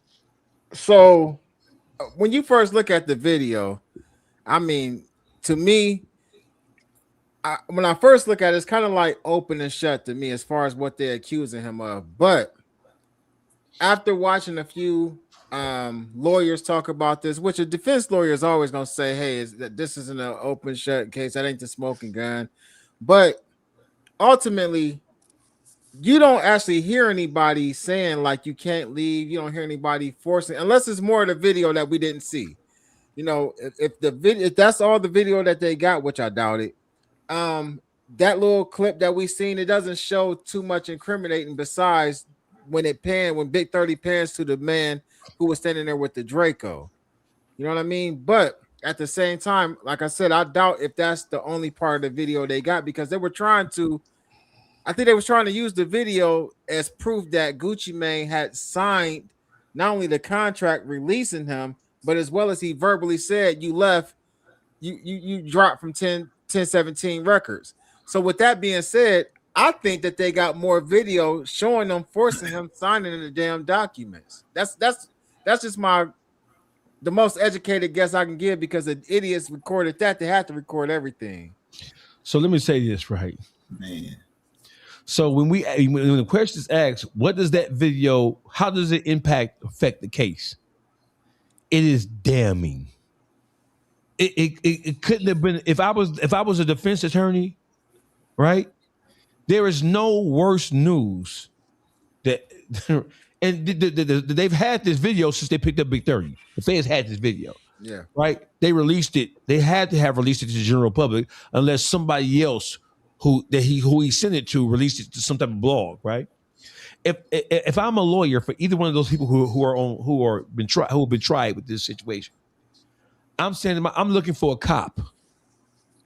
We ain't going to trial, because Gucci Mane made a statement where he gave an explicit explanation for what took place in that studio. So that video, it adds credibility and it adds weight to what Gucci Mane said happened in there. He said that niggas had Dracos. He said, and he was robbed. He only got his watch on, his ring on, or his chain. Hey, the physical evidence to what I just said. And don't what I just told, that's the physical evidence to what I just said. That shit match it. Like, don't forget they took pictures. The only thing that lawyer can do, that defense lawyer can do, is, like you said, get him a plea deal, which is going to be a very difficult, especially if he comes in that courtroom with that asshole, arrogant ass attitude, right? That prosecutor ain't even going to want to give him a sweet deal. But on top of that, he don't get one, huh? Hope he don't get no sweet deal. Yeah, but at the end of the day, as far as the defense attorney is concerned, all that nigga gonna do is walk that motherfucker to sentencing so he can get his money, so that all this whole representation was financially worth it. That's it. That's all the fuck he can do. Make him feel like it ain't gonna be as bad as you think it's gonna be. Let's get to the end of this shit, because he trying to get to his motherfucking paycheck too. What that nigga say in FDO? He said first day out. He said FDO, first day out, bitch, fuck the feds. If you made a song and the first thing you said was fuck the feds after you just got out of the feds, why would you go do some federally incriminating shit? Man, and listen, it's the mentality. Watch this, right? This is that distorted thinking that I'm talking about, right? Like, if you believe that blue is red, right? And I want to help you know that blue isn't red. Blue is blue, right? You have distorted thinking. But I have to respect it to a degree, right? Because that's what the fuck you believe. What a person believes is their power, right? Now watch this, right? This motherfucker actually really thought that the best way to get out of this deal is to record this nigga with Dracos and all that. It never really registered in his dumb ass mind that this is an admission of guilt. Anybody get this motherfucking tape, you out of there. After 3 years in the feds. Man, listen, man. Hey, I've been to the joint for 100 okay, fucking so years. forgive me. So forgive me, because I never been to prison. I never been in jail. Okay, so watch this, then, right? Let me simplify it for you. Motherfuckers get 2 years for a pistol where I'm from, right? Everybody walked through the joint for 2 years, the same motherfucker, even worse. 5 years, motherfuckers start saying, well, goddamn, maybe I got to change so I don't come back to this motherfucker. Anything after 5 years is a fucking overkill. Motherfucker just trying to maintain their goddamn sanity in that bitch. That's it. You trying to step out still being able to function so you're not a part of the recidivism rate, right? But what I'm saying is this mentality is so crippling, right? That motherfucker Pooh Shiesty right now probably sitting that bitch like, shit, what do I do wrong? Bitch, what the fuck you mean what you do wrong? Ignorant ass motherfucker. You just pop yourself, cheddar bar, dumbass nigga. All right, show of hands. So watch this. Pooh Shiesty went to prison. He had the incident in Miami where he shot a gun inside of a club. when he got into an altercation inside the club, strip club, when he's performing. He went to prison for robbing. Listen, he went to prison for robbing the guys that he rented exotic cars from for tennis shoes and weed. You rob the people who you rented the cars from as if they didn't know who you were. Right. You robbed them for weed and some shoes, right? And then listen, here's the troubling thing about this Ruler Report. He was with a group of people when that happened in Miami, both times. In the club, when the first incident happened. Yep. And number two, when he shot, the guy got shot and he robbed them for the weed in the shoot. He's with a crowd of guys. This time, he's with a crowd of guys this time. And nobody is saying to him, listen, if you have 4 or 5 people together, and out of that 4 or 5 people, no, including your daddy, nobody, including your fucking daddy. Yeah, nobody, your daddy who been in prison and all this shit, right? Nobody is saying, wait a minute, hold on, bro. This ain't gonna, this might not, this not gonna work like that. Listen, for them niggas to think that he was gonna get out of that contract by forcing him at gunpoint or by the threat of a gun to sign that contract, right? Releasing him, and by video recording him saying he's released. I'm going to show, he goes to contract, and here's him saying I'm released, right? And this, I'm going to go present this to Atlantic Records. Oh man! Hey, I want to find out where Pooh Shiesty at. I want to send him this. Hey, listen, I want to send him this because he's going to need one of these. And this is he's going to need to also watch for all that time he about to get. And this is also some sad shit, right? He was the fucking leader. He had followers. Over 100 niggas in his in Chopper gang. Who was supposed to be that great nigga had followers? That nigga had followers? Like your dumb ass ain't a follower? You are the leader? Come on, man. The mentality, I'm telling you, it's that mentality. So, hey, he's smarter than his daddy. His daddy was there supporting him on that dumb ass plan. Everybody there. Co-defendants. I know niggas who've been to prison don't like hearing shit like this, and I'm gonna apologize in advance to Blueface. Dawgface. My bad. Damn. I'm gonna apologize to Dog, and I'm gonna apologize to Underdog, because I know niggas who've been to prison don't like hearing this. He need to go to prison and sit his dumb ass down. You just made a rap song about how you was making chi-chis out shebang, having $9 million. Hey, listen, bro, you got to be an idiot to make it to prison. So watch this. I don't think so. Listen. So you don't have to apologize, brother. Yeah, you got to be because I'm just making sure. No, you don't want to be offensive. And listen, bro. The mentality that Pooh Shiesty has was not created inside a prison cell.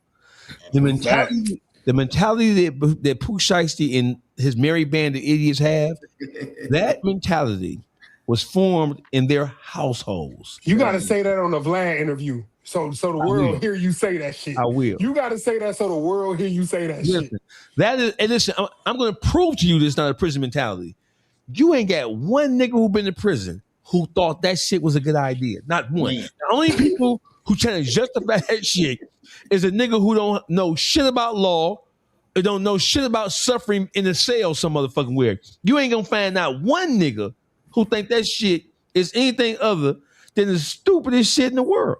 I don't even think Big 30 ever been to prison. His right-hand man, I don't even think he ever been to prison. Yeah, but see, it's not a matter of being in prison. Being in prison or not, nah.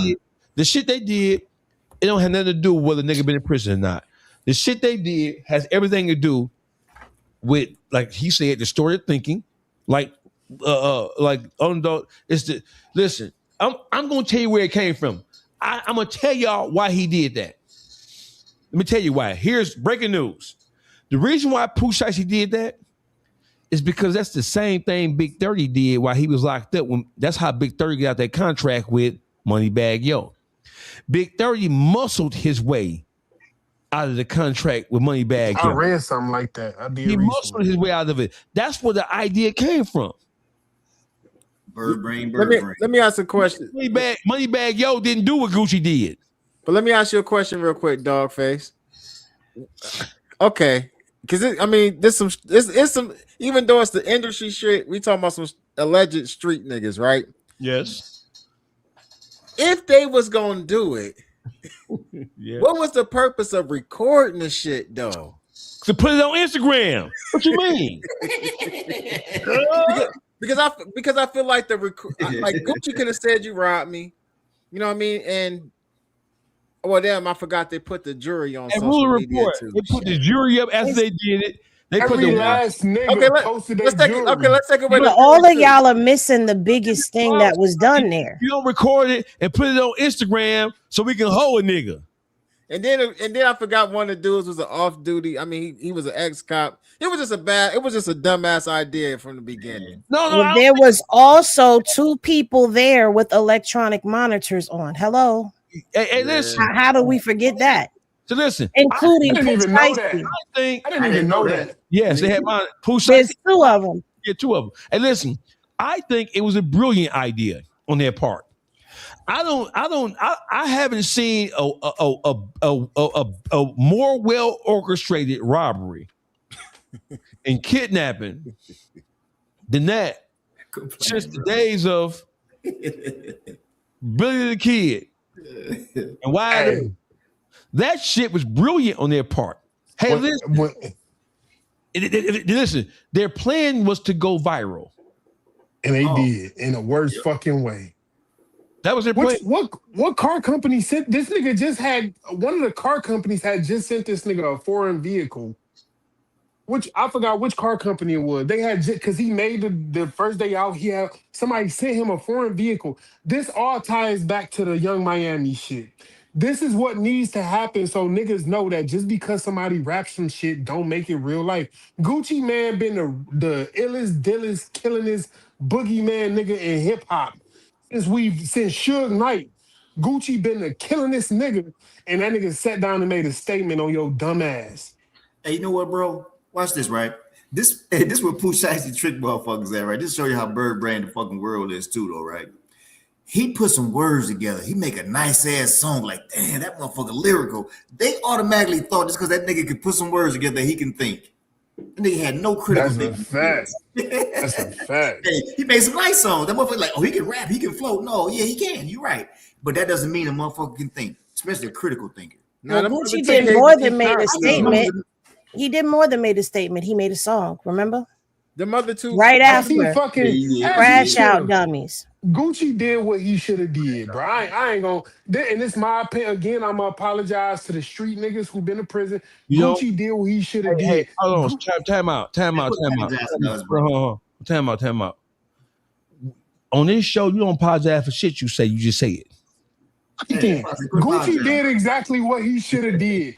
You young dumb niggas thought that because I used to be the boogeyman in hip hop and because I still rap about this shit, y'all thought y'all was gonna get Roderick Davis with the beer belly that was on lean and pills, but y'all got the nigga who got kids and who got something to live for. And oh nigga, you my tops, you the only artist I got that's actually got motion. You the only artist I got that's having money, that's having motion. And you think you gonna muscle me out of a contract? Go sit your dumb ass down for 20 years while I still get paid for first day out. Yeah, I don't get the whole Gucci.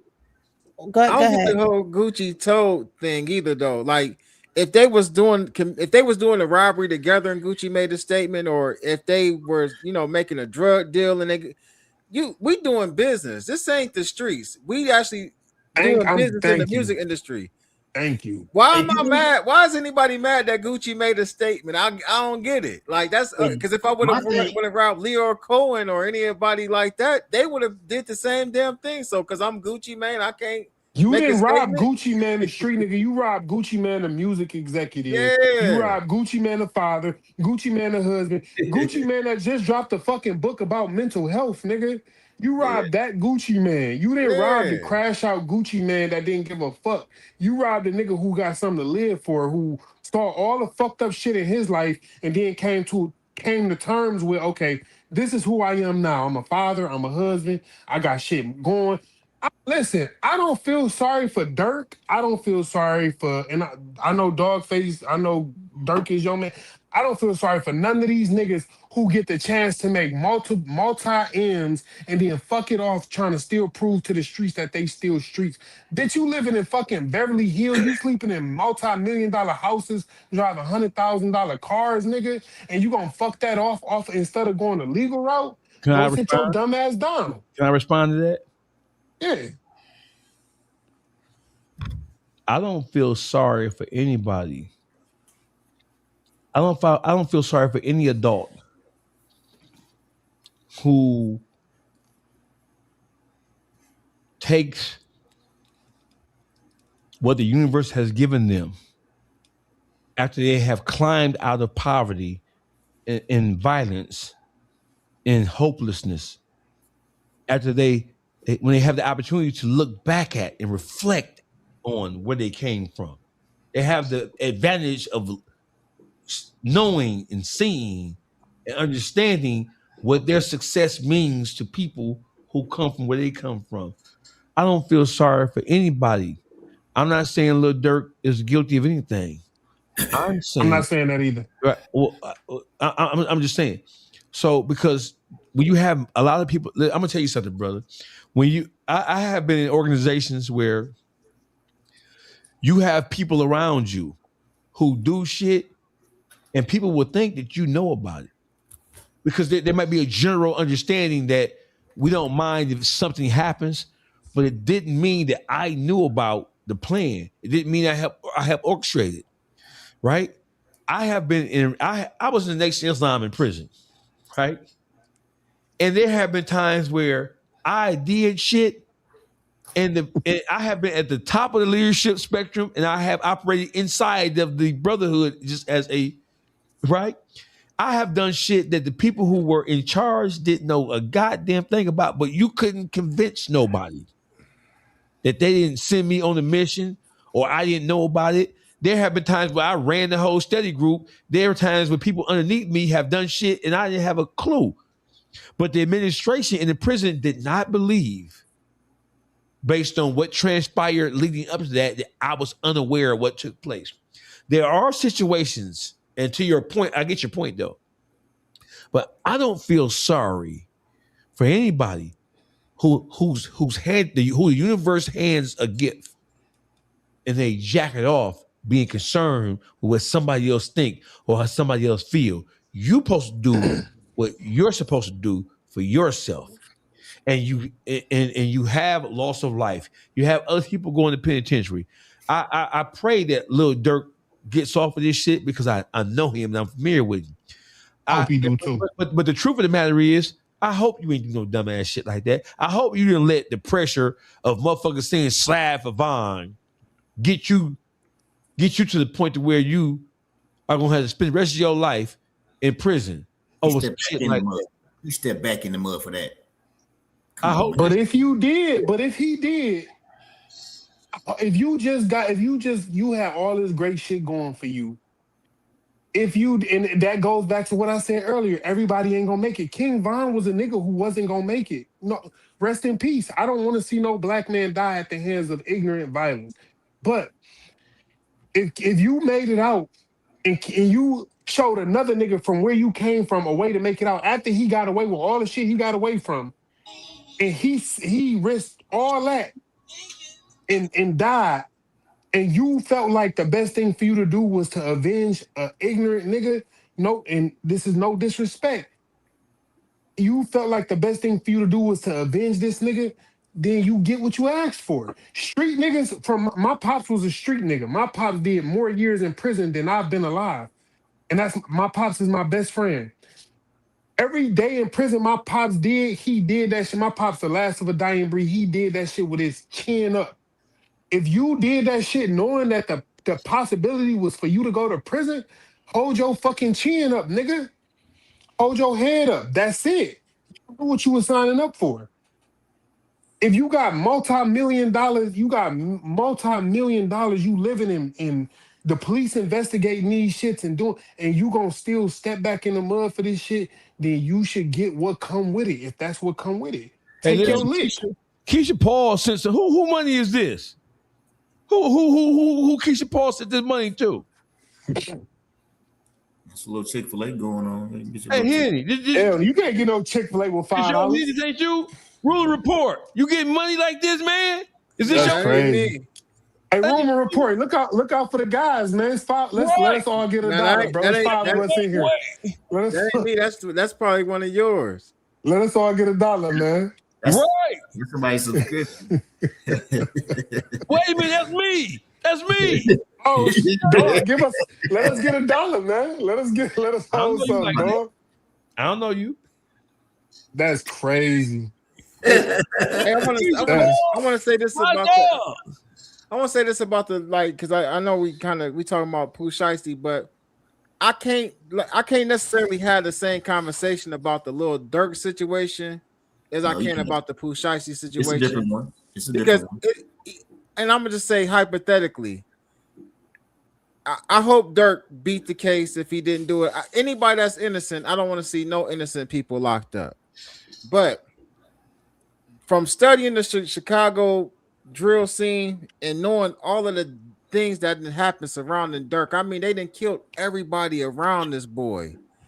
Like, because you keep going back. Hold on, but let me say this. They didn't kill everybody around this boy. They killed his first manager. His cousin got killed while he was with him.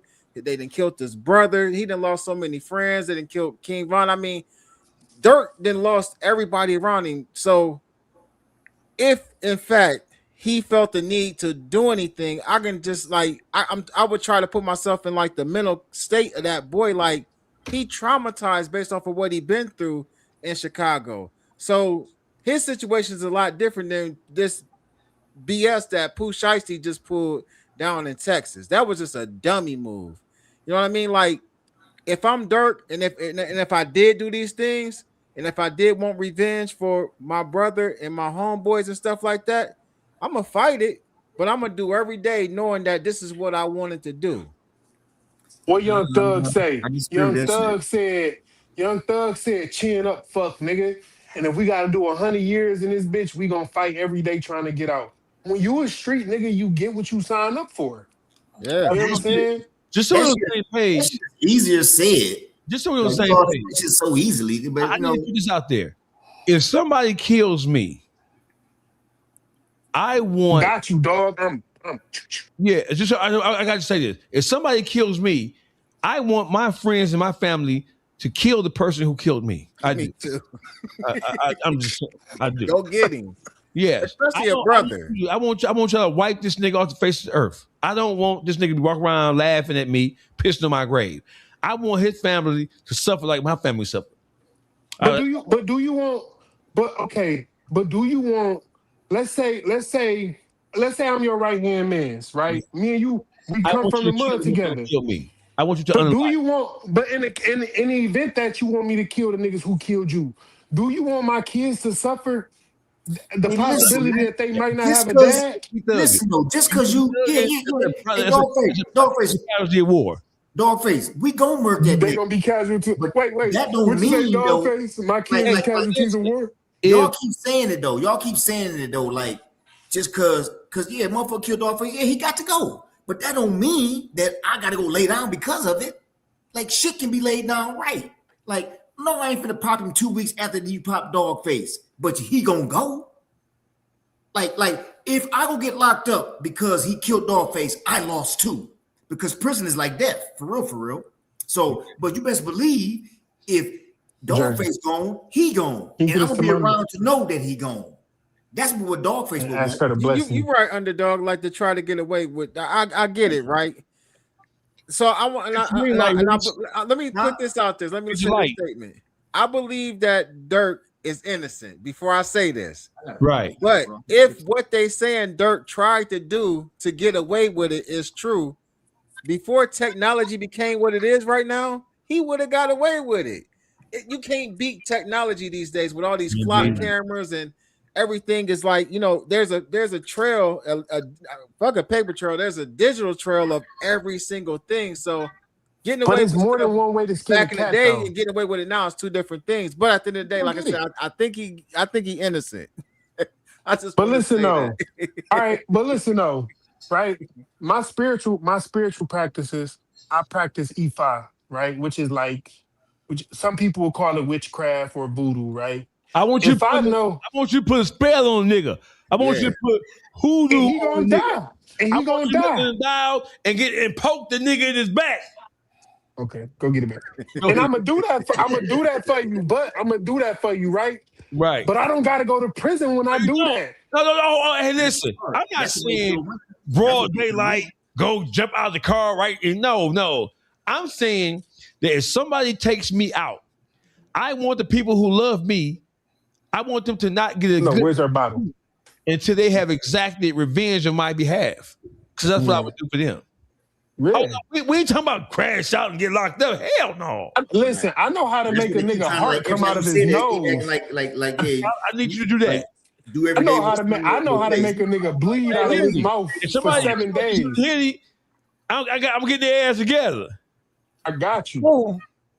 All I need is a picture of a nigga, and the nigga is not gonna have a peaceful life ever. But my brother, though, it don't matter. Hey, if I do, you know what I mean? Like, I just put my mind in a state, and like, if it's family, I'm gonna just. I got caught. Fuck, I'm gonna fight it, but I'm gonna do my time knowing that, hey, my brother gone, but you gone too. But what I'm saying is, it ain't gotta be kamikaze, bro. It ain't gotta be kamikaze. Cause I'm gonna tell you this: if you thinking like that, then you gonna crash out. Hey, No. I'm with you on trying to like. It ain't gotta be kamikaze. But what I'm saying is, though, if I do happen to get caught, and it was my brother versus me trying to rob Gucci, man, I can live with going to jail for defending, like, avenging somebody in my family's death. I can live with that. If I get caught, I got caught. You know what I mean? I ain't saying I'm gonna do it without trying. Hey, I'm gonna teach y'all some spells, man. DM me. I'm gonna teach y'all some spells so niggas don't. I might need a couple. I need to put a spell on Henny. I'm good, brother. Nah. I can't First of all, I have Ogun and ancestors my damn self. Oh, see, Henny got Ogun. I'm gonna boil some root. I knew. You don't even know. I am a child of Shango and Oya. Don't play with me, dog. I'm a child of Shango too. Hey, I'm about to go. I'm getting scared. Right. Shit. Now I knew you was crazy. I'm not crazy. Shit. I'm just very knowledgeable. So she actually being nice, then. Shit. I'm just very knowledgeable. No, I'm a child of Shango too. Okay, so watch this. So listen. So when it comes to Pooh Shiesty and his behavior, do I get a turn to speak on it? Yes, I didn't. Yes, you do. You know, I let the boys talk. Yeah, but you queen of the show. No, I'm not trying to scream over nobody. I like to watch what y'all are saying. Go ahead. Come on. So what I'm gonna say to all of this is anybody that is out here doing any crimes in this day and time, and I've said it before, is a dumbass, because there's no way you're getting away with it with all of the technology. When it comes to a lot of people wanting to say that Gucci wasn't scared. No, Gucci, no matter how much he's removed himself from the streets, is still a street nigga. Yeah. Because a street nigga is not going to be afraid of a bunch of clowns doing some clown shit. And that's exactly what the fuck was going down in that studio. A bunch of clown ass shit. So there's no need for him. I don't understand. What did people want him to do? Y'all wanted him to cry, to plead for his life. For what? When he already himself was a robber. Done already put pistols in people's faces and all types of shit. So why am I going to be scared of these dumbass niggas in this room doing some dumbass shit to try to strong arm me to get him out of a contract? I'm not going to be scared. I'm going to be calm, cool, and collected, because at the end of the day, y'all asses is going down regardless. And that's why he made that song Crash Dummy, because he told him straight up in that song, you did all of that and you still signed the 1017. I'm still going to eat off of your ass. Right. Nobody has to make a statement because, number one, 2 people with the GPS trackers on them. Number 2, they got them on surveillance. The father and Pooh Shiesty at Staples, printing out the release form that they wanted. They got them on surveillance outside of the studio. Yeah. They got them everywhere. My only question is with Big 30, I get it. You wanted to have it on video because you wanted to have insurance to show, see, he's out of the contract. Gucci said it. But what was the ulterior motive to that video as well? Because it's a self-serving motive, in my humble opinion. I feel like, number one, was it your blackmail ticket? Was it your guarantee that Pooh came through with whatever the hell he promised you? Or number 3, is this your get out of jail free card?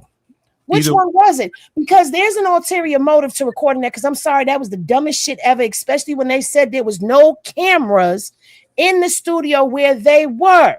So how did they know what was going on in the studio? Now we know. Big 30 had the footage. Now we Who know. sent you, nigga? Now we know. Rule report. The only thing they need besides that video is for one of the dudes that was with Pooh Shiesty to explain it or narrate what was going on in the video. It's a wrap. I can guarantee you that's already happened. Yeah. I mean, look, hey, I know people that have been to the, like, I did all state time, but I know, like, I got nephews, I got brother-in-law stuff, they done been to the feds. My main question be like, well, you know, when these dudes got to jail, you know, the feds don't got to let you out. They don't give a damn how much money you got to get out on bond. We see the way they did Diddy, Dirk, all kind of people. When I see people get out on bond on Fed cases, my eyebrows is raised. The daddy out and what Big 30 out. Okay.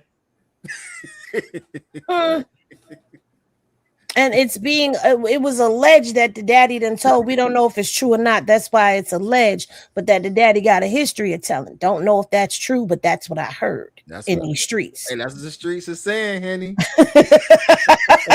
Oh, you heard it too? I heard.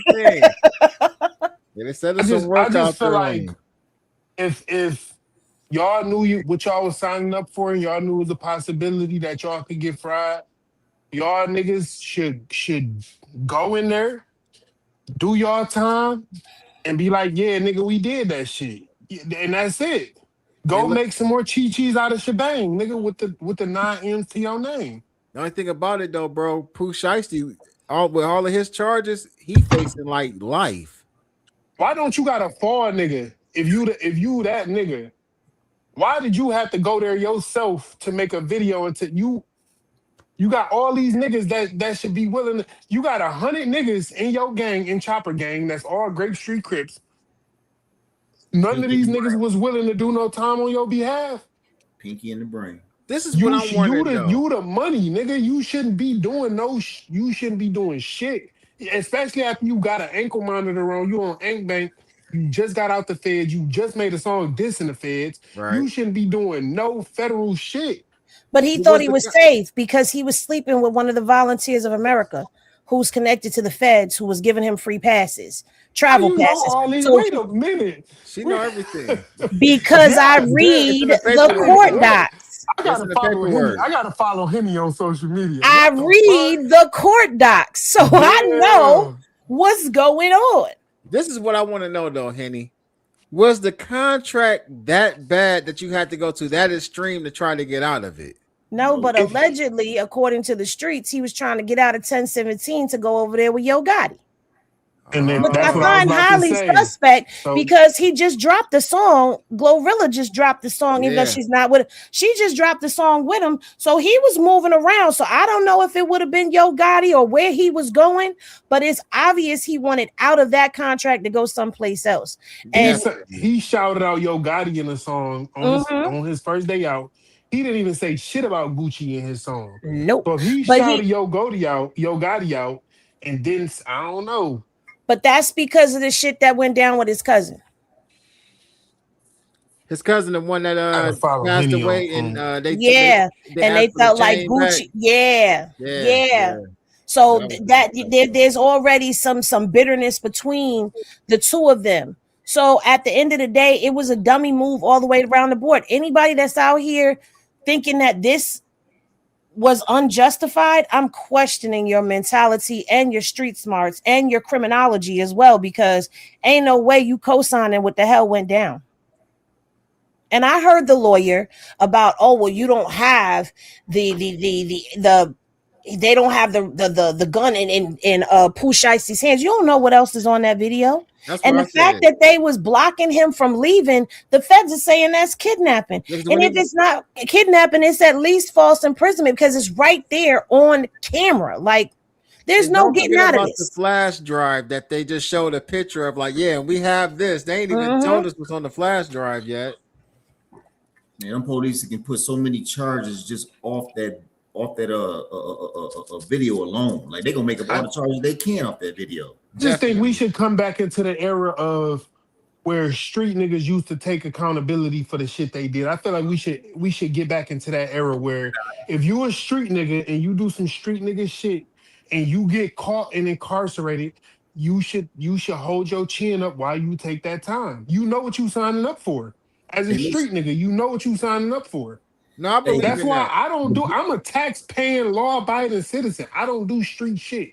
Hey, bro, that can never happen when, like I say, the fuckery has evolved to a level to where we don't have to commit to our bullshit like that no more. We don't have to. Like, there's nobody that's gonna kill me for snitching no more. Back in the day, if you snitch, hey, you was out of there. It was real nice and simple. It's not like that no more. Yeah. So therefore, like, why would I pay $5 for something when I can walk in the store and take it? That's what. But at the same time, take it. Like you said, it's not like that no more. It's cameras everywhere too now. So what even being a criminal, you can't be a criminal like that no more. You basically saying that we should get back to that. No. We can't even think like that because we can never get back to that. Too many snitches have been socially accepted on a celebrity level. Too many people that have had questionable moves made. For example, Young Thug giving his phone number to the police, talking to them for as long as he was. It doesn't matter. You don't talk to no police. You don't give them no phone number. I don't care if it was a text to voice phone number. You're not supposed to talk to them. So that was slid. Woody. He snitched. Woody. He became the most lovable snitch of them all. Like, it's just like all of the stuff that people have done that have been questionable that would not have slid when I was out there. That was a no-no. And where I'm from, a female don't get a pass neither. So it's all of this stuff that we've accepted that will never allow us to go back to what it once was. But Young Thug was able to do snitch shit and still drop a song calling niggas snitches. Because it's socially acceptable now. You've had too much ushering in of it being socially acceptable. Listen, think back, not too long ago, this whole no snitches thing was still in full effect. When 6ix9ine did what he did, everybody was on him. Everybody was canceling him. Everybody was calling him a snitch and all of that. And he caught flack for that. Now people are listening to what he been saying happened to him, which was the very people that everyone expected him to take a seat and sit down with were the very people that robbed him, beat him, and fucked his girl. But you expected him to sit. So now people are like, oh, well, I could kind of understand where he's coming from. No, back then, it wasn't acceptable. It shouldn't be acceptable now. Because you was still paying these same niggas to do hits for you, though. You was still that's what he was to the gang. He was money to the gang. That's what he was. This is like woulda, coulda, shoulda talk. Like we all can agree. These days ain't never coming back. It's never gonna be no integrity in them streets no more, bro. No. Like that shit is over with. So it's like I'm a law-abiding citizen. I'm a husband and a father. That's right. If you smart, that's what everybody should be trying to evolve into. Everybody should be trying to evolve back into a citizen because that's. I got 6 kids who ain't never. My kids can't never say I missed a day in their life. No more. You might as well be a citizen because that's what the streets ain't safe. That's where the success is at. There's no success in the streets no more. So why, that's the dumb part. Still thinking that you can be a successful street nigga. You can't be a successful street nigga no more. At all. Okay. If you smart, stop trying to be a street nigga then because that shit don't work no more. I used to sell dog food. And the person who I used to cop from was my pops, my biological dad. I used to cop hundreds of grams from this nigga. And I knew that if something happened while I got all these grams, I got grams. This nigga got bricks. They gonna want to know where I got these grams from. Duh. I went into that shit knowing that if I get caught, I'm gonna either have to swallow some of this shit or I'm gonna have to take my lick like a man, and that was it. Okay, you just rare, bro. You just one out of many that hey, everybody ain't gonna do that. You ain't gonna be able to find 10 people that's gonna make that decision right there. But that was the code of our era. And you can get caught with your nephew, you can get caught with your brother, you can get caught with 10 more people that love the shit out of you. One of them niggas gonna tell. Believe that. And right now, I'm a mailman. I work for the federal government delivering mail. Good I'm shit. cool. Good shit. I'm cool. Y'all can. I'm cool on the street shit. My kids love me. My kids get whatever I'm cool.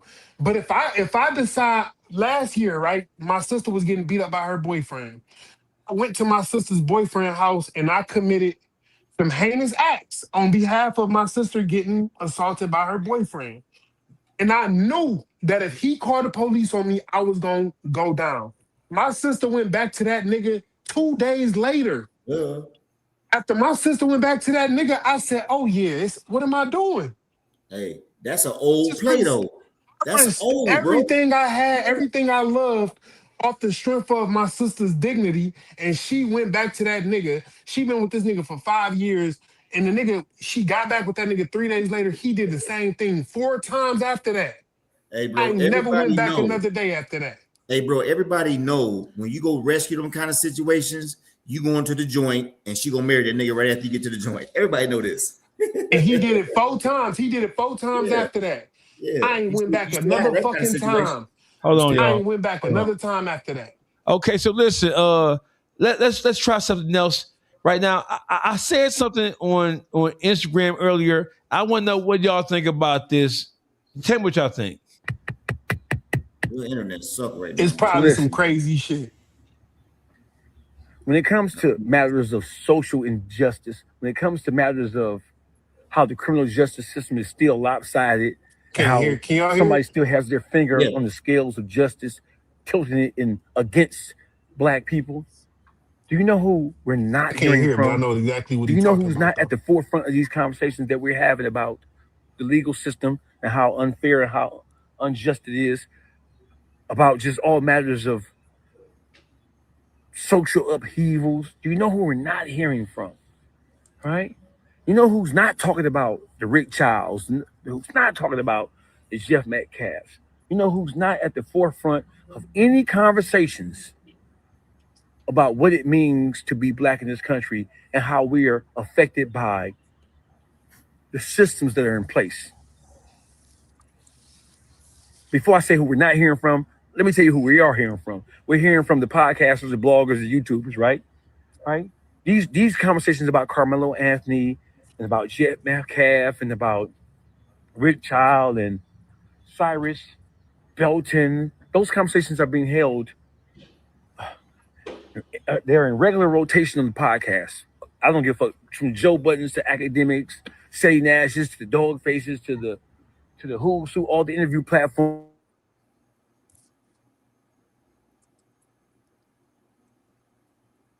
Dawgface internet. Dawgface dropped off. man. I believe so. I believe he I dropped didn't off. hear. but- I didn't hear it, but I know. I saw the video, so I know what he's talking about. seen it too. So he's talking about the clergymen that are not speaking up the way that they once were in the past, and I feel like Henny, I can't hear Henny either. Somebody tell him he got to go out and come back in. Yeah, you gotta go out and come back in. You gotta go out and come back in. So I feel like the clergy, they have stepped back, and they've stepped back for a long time. Al Sharpton is still alive. He's not saying nothing. I don't even think we really have too many reputable clergymen that are out here to even step to the forefront the way that we had them back in the day. And the sad part about it is no one is trying to step to the plate to become that clergyman, to be that voice, to point things out the way that they were pointed out before. We do have a... Sorry, Henny, but I want to introduce a couple of facts. There are more registered black churches inside the urban environment from coast to coast. There are more registered black churches right now than there has ever been at any other point in history. So we have more churches, but we have less impact. We have less leadership coming from the church. Right. That's why I was saying no one has stepped to the forefront to be that voice. Why not, Henny? Why you think not? I'm not, well, kind of. I can marry people, so I'm kind of a clergy person. Yes. But I just feel like at this particular point in time, the church and the clergy is so disconnected from the community that there is no one that would be reputable or acceptable for us to have stepped forward and fill those shoes, because nowadays people become clergymen just to be able to get $1. And I hate to say that, but it's a fact. Everyone wants a mega church. Everyone wants them donation plates going around 15 times in an hour-long service. Like it's become business. It's no longer about community, just like everything else. So no one has a sense of, just like we as people are saying that our people lost their pride, their love, all of that for the community, the clergy have as well. They've got a whole different direction. A 501c3 nonprofit organization brings in more money with no tax cuts than just a regular LLC. So if I can go get me a 501c3 nonprofit organization, register it as a business, as a church, and I can go out here and get me a building and get a bunch of people to donate money that I could put in my pocket and go get me a brand new car and live a lifestyle off of, why would I ever put myself on the front line when I'm just trying to get ahead? What moral messages are a lot of these? And I'm not saying everybody. But I'm saying that there's a lot of people that are looking at this from a business standpoint and not a standpoint of helping the community. Hey, watch this, Henny. Now, at the end of the day, I can support, like, only thing that's really functioning right now is the hustle of it, right? That's the only thing that's safe about it right now, because I too will not die for these weak ass niggas. I'm not dying for these niggas. These niggas ain't even fighters. And that's what it is. They didn't pull back from the part that don't work, which is unity ain't gonna work. Niggas ain't finna come together and lay it down and with their blood, sweat, and tears like they supposed to. But the hustle part of it still moves, and that's what we see going on. And we don't like that, because we are the people that know how it originally supposed to function. Like, hey, okay, I know the hustle part is supposed to be going, but where's the other part at? I ain't finna for these weak ass niggas. Because watch this though. Even though Martin Luther King and everybody else that died to get us a step closer, they know that we died for and that little impact that it had was still considered to be nothing. But right now, it's actually considered to be zilch. If somebody died trying to push us a step forward, it's for nothing. There's going to be no reaction, no stimulation, no friction. Don't nobody give a fuck, because there's no justice that's going to come from it. So as far as the hustle part of it is concerned, yeah, I want to run this church. Yeah, I want to get this church money, but I ain't trying to die for these niggas. I wouldn't die for these niggas neither. Listen, I want to. We can't hear you. The Lord has tied his tongue. Hallelujah. Thank you. Won't he do it? Listen, dog, before you say that, I gotta say, go ahead. You know, I thank you so much for another show, but it's ticking close to midnight. I gotta go get something from my mama before the store closed, because tomorrow's the 4th. But great conversation. I enjoyed everybody. I love this. Dog, I will see you in the next one. I hope to see y'all too. They sold us out to church. Yes, they did. Yes, they did. And I know how to spell hustle. It's HUSSLE, but I accidentally said T. So don't you come for me, Dawgface. I'm gonna get you every time. All right, salute, huh?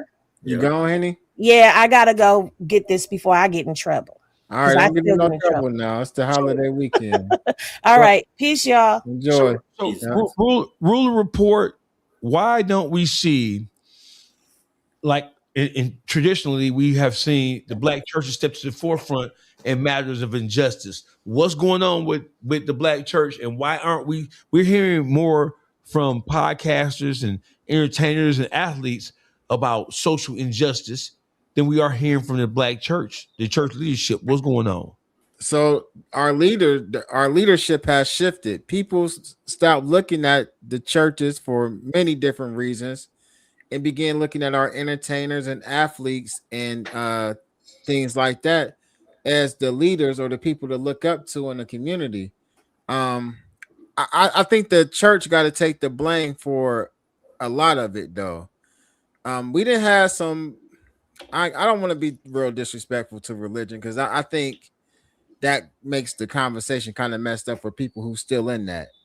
But what I'll say in the most respectful way is that I think that we've had some people in those positions in the churches who didn't do the things that they were supposed to do, and it ran a lot of people up out of the churches. So even if those individuals did want to come out and speak to the issues that's going on in the community, people just don't trust them. We've seen them sit down with leaders who, let's take example. The first time Donald Trump was running for president, he called all those black pastors in, and they all sat down with him behind closed doors. We don't know what they talked about.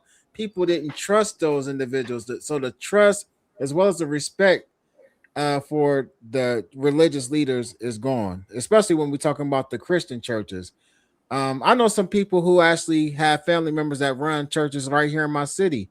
And when I tell you that the seats is empty, one of the churches, if they weren't running like it's like they do a rehab service on like Thursdays, if it wasn't for that, nobody would really even walk through the doors. So I think the trust is gone from the churches, and then at the same time, the way that the churches actually deal with these, like let's just say Tamir Rice, Trayvon Martin, and these type of issues, their approach to it, I want to say, it's kind of out of touch. You know what I mean? They still coming with that 60s and 70s approach when it's 2024, 2025, 2026. We tired of talking. Let's start doing it. I don't think enough was done by the church for us to really look towards them to even do anything. So even if they were out here, like, what would they be doing? What's the one guy's name though? Pastor Jamal Bryant. Yes. I think at one point in time, some of the things he was trying to do and his approach was kind of spot on a little bit, but even he kind of fell off as well. I'm a student of Elijah Muhammad through Minister Farrakhan. You know what I mean? So if I would look to anybody to do anything in the community or to lead the community, it probably would be somebody to come up out of the mosque, out of the Nation of Islam. I just don't think the standard of the Christian church is what the people need to actually be out here in the forefront fighting for us as they were like back in the day during like the civil rights movement. Kabi. Okay. The same reason why a white man can go to any national news network as a liberal, as a Democrat, and instantly be catapulted into fame, right? Because there's money in that shit. When you a black man and you talking about black struggle, you just sound like the next nigga. You sound like my uncle. You sound like my pops. So for pastors, it make more sense if I try to be relatable to you. If you in my church and I say, "Oh, God gonna bless you for that man you've been praying for. If you come give me tithes," I'm more likely to get $1 out of you than if I stand up in front of you and say, a black man was killed. Because the black people in my church who live in a black community that I'm preaching in, y'all gonna be like, niggas is dying out here every day. What the fuck is you talking about? But if that white liberal go to fucking CNN and say, black man is dying, niggas gonna want to hear him because it's coming from a white man. To the next nigga, you just sound like a nigga complaining about some nigga shit. And I think that's kind of the disconnect we got with the church, is that we look to the church for leadership instead of looking to the church for what it is. The church is a fucking business. The church is not the church. It's been the church is so far removed from black issues and black shit that we got going on. It's more of a gold mine. If I can stand in front of 1,000 women and say, God gonna send you a man, and then I'm preaching this good ass man, like TD Jakes built his whole fucking community off of woman thou art loose. If I stand in front of you and say, women, you are powerful, you are strong, and then I'm preaching this good ass message for an hour and a half and pass around a collection plate, I'm probably gonna get $1 out of you rather than me sitting in front of you and saying, another black man was killed by a white cop. And y'all gonna be like, but niggas is killing each other in the hood every day. As opposed to that white man or that white woman going to the fucking news networks and saying, black people are dying. Black people gonna be like, it's a white man speaking out on our behalf. They don't usually do that. Let us go hear what the fuck he talking about. But to a black man, if I'm speaking about black issues, I'm just another nigga speaking about the same shit that you going through. So, are y'all saying we can't even count on a black church either? No, not today. the black church is a money grab. Listen, Dawgface, you can agree with me if you grew up in Detroit. It's about 5 mega churches in Detroit. Everything within a 1 mile radius of those mega churches is fucking ghetto hood shit. And these is all people that they monopolize off of. I wrote a book called Add, Subtract, Multiply, and Divide. Yep. Right? And in that book, I specifically talk about on every other corner in the city of Detroit, you have 2 things: a liquor store and a church. There are over 3,000 registered churches in the city of Detroit right now in 2026. There are more registered black churches from the small mom and pop storefronts to the mega churches with 30, 40, 50,000 members, right? There are more registered black churches in the city of Detroit right now than there has ever been at any other time in history. And there have been more churches. The population of Detroit, according to the census, is a little bit over 600,000. So we have declined from a million plus to under 600,000 in the last 30 years. In the decline of the citizens of the population, the churches have grown exponentially. But you have more churches and more men and people of God with fewer people to have to address and impact, but yet the condition of the people living in the city is worse than ever. Listen, Zeke from New Era. I don't want to keep going back to this, but Zeke from New Era. How many churches do that nigga got? No. 0. But he in the community, boots on the ground. You can't do shit to a black person in Detroit without Zeke in New Era getting on your ass. Absent of the church. The church is a money grab in the black community because the church preys on what the black community hopes. It preys on our hopes, our aspirations, and our dreams. It preys on our hopes to be something better, to do something better. So when it comes to a black boy dying, that's just another, because at the same time that Tamir Rice died by the hands of police, another young nigga his age died at the hands of another black man or another black kid. So for the church, it's a money grab. The church don't give a fuck about what's going on in the economy. The church know that, listen, the Chinese people gonna open a Chinese store and black people gonna go eat from that Chinese restaurant. The same way they're gonna come to this church and they're gonna give tithes. The black church is gonna keep presenting hope because they're gonna keep saying, oh, when you die, this is what's important. When you die, when you go to the afterlife, this is what's the most important. Fuck your grandson and your great-grandson and your next 10 generations. Nigga, when you die, what do you want to do? And that's what the church prays on. The church don't pray on what's necessary for the black community to thrive because ain't no money in that shit. Ain't no money in the black. If I make it out of my hood and I make $100 million, I'm not fucking coming back to Detroit to give churches money. But if this bitch get $700 on welfare every month, and I know that she got to give me 10%, and she gonna give me $70 every month, and I got 10 bitches that's gonna give me $70 every month because they hopeful, that's more lucrative than me saying, oh, another black kid died. Because black kids die every day where we come from. Are we saying that okay, let me ask this question then. And this isn't, I'm not either way, whatever, ain't no right or wrong questions on it. I just want to know, like, so are we saying that there's no place in the black community for the black church anymore? No, it's not. Right? It's not. Watch this, right? Like the church is where the spirit's at, right? So when a preacher get to preaching, he's actually, if he's preaching with a godly spirit, then he's going to connect with people in there trying to get their spirit together, right?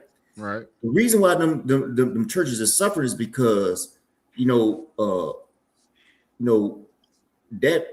preacher is preaching on that podium, but he ain't connecting with them spirits no more, bro. So they starting to see that, yeah, he get up there, he preach, he do all that hooping and yelling, but it ain't sticking no more.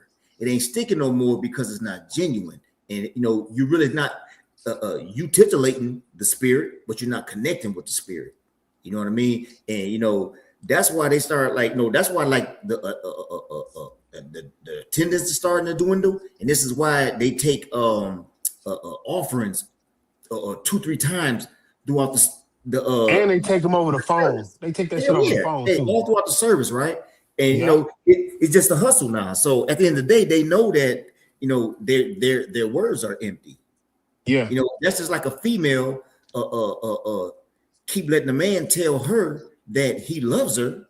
He loves her. He loves her. Yeah, she's stimulated. But then she stopped being so stimulated. She started wanting to see the actions that supposed to come with it. Because that's what love is. Love is an action word. Like, yeah. You keep saying it, but there's no action. There's nothing to prove that. She's going to no longer start believing. She's going to stop going to his church or stop even believing in him. You feel me? The black church is just rap music in a white cloak. The black church and rap music are synonymous because it's duality. It creates duality. If you don't got rap music creating a negative aspect, then you don't got the church creating a positive aspect. You ain't gonna just be coming down on black church like that. Man, I separated myself from the black church over. That's why I practice E5. I ain't gonna be teaming up on the Holy Trinity like that. I can't go for that. Man, you look at how the pastors is preaching now. These niggas is going in there with earrings and they got straight back cornrows and they crispy. And these niggas look like the pastors look like the rappers. The choir damn near twerking. I swear to God. That's why I left the church. I left the black church over 10 years ago. And what's worse is you would go to a black church and they got a picture of a white Jesus hanging and they want you to pray to a white ass Jesus. That shit don't in and of itself don't even make sense. Jesus white? Sold out to the government. That's right. Was Jesus white? Man, if Jesus was white, then I'm a woman. What's up? If Jesus was white, then I'm a woman. Wait a minute. Wait, hold on. Now you're playing with my intelligence. It's a picture of a blonde-haired, blue-eyed white man hanging up in every black church damn near. And that man was there during slavery. He was there during slavery, Jim Crow, civil rights, and that nigga ain't intervened not one time. So Jesus' job ain't to intervene. Jesus' job is to inspire you to intervene on your own behalf. Jesus ain't inspired not a fuck ass thing that came out of the black community. I need you to apologize. Jesus ain't came out. No, you told me I ain't gotta apologize. Listen, Jesus ain't intervened with a fuck ass thing that came out of the black community. The Bible, it's an old black proverb. It said, or it's an old Native American proverb. It said that when the white man came to the Americas, they had the Bible and we had the land. By the time they gave us the Bible, we had the Bible and they had the land. The white people Black people don't got no place in Christianity. That's my belief. Black people ain't got no place in Christianity. It's not for you. Christianity is a construct that was created by white people to strip black people of their identity. Who the fuck you gonna tell me that it was black people? It was Middle Eastern people named Mary and Joseph, and that these niggas welcomed the Messiah and they get the no. I'm sorry. The black church is do just as much damage to the black community as hip hop and all of those other constructs. That's my belief. I'm not sorry for that. The black church been here for as long as slavery been here, and we ain't progressed under the black church not a fucking lick. Black leaders have progressed. TD Jakes progressed. All these black niggas who come out and Al Sharpton progressed, but the black community as a whole has not progressed under black Christian leadership. You doing too much. You doing too much white Jesus hating for me. Hey, well, I don't like. Hey, go to a white church and put up a black Jesus. Go to a white church and put up a black Jesus and see how anti-white man hating for me. Hey, go to a white church and put up a nigga that look like me and see how fast they empty that bitch out. It ain't gonna be nothing. You like a robber. I would leave too. Hey. I think like amongst us though, we can't have this type of conversation because I think we all on the same level. Yes, we are. This religious thing, right? But one of the things that I was taught inside the mosque is that we got to meet our people where they at, though. You know, so we ain't gonna be able to get everybody up out of the church mind state, right? But that don't mean that we can't help them and give them the knowledge that they need to, you know what I mean, be productive as well. Some people gonna stay Muslim? In the church. Both y'all Muslim? Dawgface and y'all both Muslim? I'm a student of the Honorable Mr. Louis Farr. Yeah. I'm a student. Islam is the black version of Christianity. It's the black version of Christianity. Not the nation, but no. We can say Christianity is a variation of the schools that they taught in Kemet as well. Though they stole it, you know what I mean. So I mean, there's always been religion from. I mean, and we ain't gonna necessarily call it religion, but there's always been some type of deity worship since the beginning of time. Yeah, for sure. So here's what I want to say. I get you. I feel. But you know what? But you know what though? You a Mason, right? Yeah. So it's stuff in them. It's stuff in them books that we're gonna let you read that. But it's things that was taught also that was taught to me as well as Dawgface that you didn't receive. Freemasonry that is deeply rooted. Freemasonry is deeply rooted in Christianity, right? So in this, I can talk about this. So Freemasonry is deeply rooted in Christianity, right? So in order to even obtain certain degrees in Freemasonry, you have to sign and acknowledge that you're willing to uphold Christianity. You have to sign admitting that you are a Christian in Freemasonry. Before we open anything in the lodge, the first thing we open is the Holy Bible. Freemasonry is deeply rooted in Christianity. So this is what we know. So when it comes to the teachings, when it comes to being a student, I've studied everything from the life of Hiram Abiff, the master builder, to everything else. So we ain't gonna turn this into a religious conversation. So you know Hiram Abiff. But we when it comes to the condition of black people in this country, or black people throughout the world for that matter, we have issues and problems that can't solely be addressed by any particular religion, because I don't care if you're a Christian or a Muslim, a Hindu, I don't care if you're agnostic. The problems that we have as a people, they transcend whatever your religious beliefs are. Because the people who are in control, the people who want to see you destroyed or displaced, or the people who want to see you disconnected from anything spiritual, those people don't give a fuck what you say your religious affiliation is. Just like they don't give a fuck what your political affiliation is. They don't care. Because to you, the people who don't like you and I, the people who want to see you and I destroyed, they don't give a fuck if you what you call yourself. Yeah. You can call yourself a Baptist, you can call yourself Episcopalian, you can call yourself whatever. They don't care. They have their hatred for you. It oversees anything that you profess to be with your mouth. That's so right. You need to welcome over there, really. Yeah, I mean the whole thing. Unless you come over here to be a slave, you ain't welcome to their world. So ass kicking ain't gonna get you no success. Yeah, I actually don't believe in nothing. Like I don't believe in no practice type of E5, nothing. man. I got back to my roots. I practice hoodoo. Hoodoo is what our ancestors practiced. E5 is the only religion that black people brought with us through slavery. So I practice E5. I talk to the Orishas.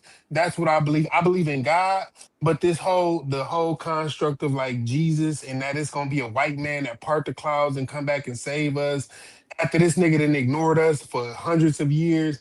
I can't get down with it. You know what I'm saying? Hey, no one believes that. They don't even push that program no more. They know no one believes. I can't get down with no Abrahamic religion. You know what I'm saying? I just can't.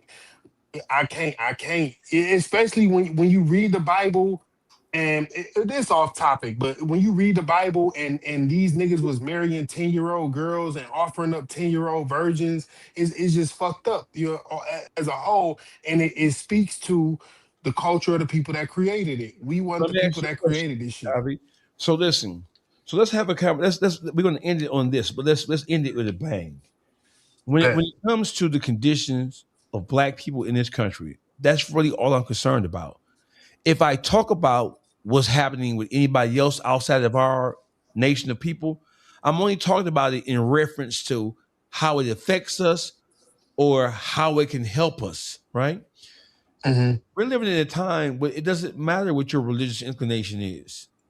It doesn't matter. When you look at all the issues that we have been talking about, when you look at all of the hot button issues in Black America, none of those issues have anything to do with religion.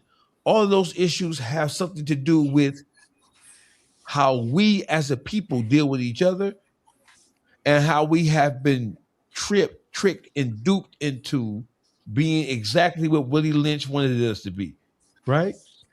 I'm a firm believer that just because we do something to ourselves, and just because we may have negative interactions amongst ourselves, it doesn't mean that disqualifies us from pointing out what somebody who's not from our culture or who are not from our nation is doing to us. I think that we need to come back and have a conversation about Black people and how we treat each other. And because the only way that we can get out of our perilous decline is by changing ourselves and becoming self-governing bodies. We can't find our redemption in anybody else. There's nobody, including Jesus, including Muhammad. There's nobody coming back to save us from ourselves, right? If we have to choose to walk the straight path. We have to choose to love each other and to care about each other and to nurture each other. But I feel like that the systems that were put in place to divide and conquer us have worked so well that now we are a people, we don't even recognize each other. There's no connectivity between us anymore. There's no common thread between Black people. That's why you have so many Black people who are so willing to sell out and sell each other out and sell our causes out. I believe that we are in trouble. And like you said it earlier, we're not all gonna make it. What that means to me is, right, is that we're not all going to make it.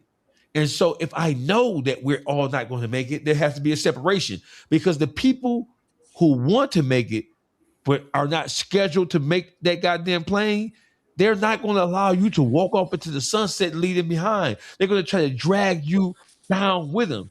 And that's what we see happening in the communities that we live in right now. There are Black people who are trying to tear each other down to prevent them from having or achieving or accomplishing anything worth talking about. So I think that's the next conversation we need to have. What do we do for ourselves?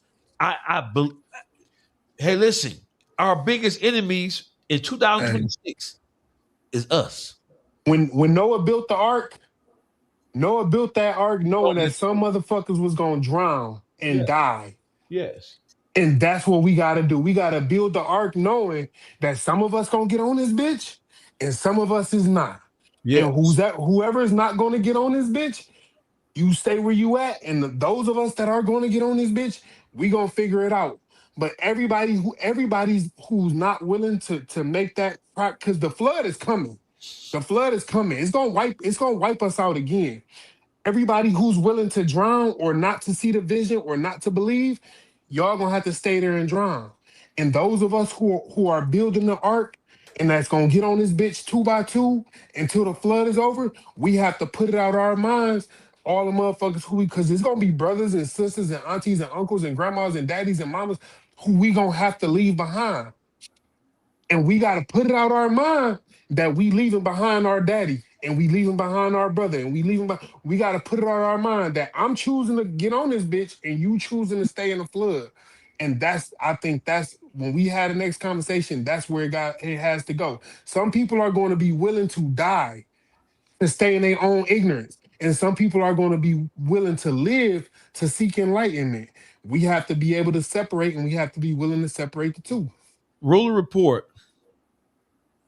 Hey man, I welcome the conversation.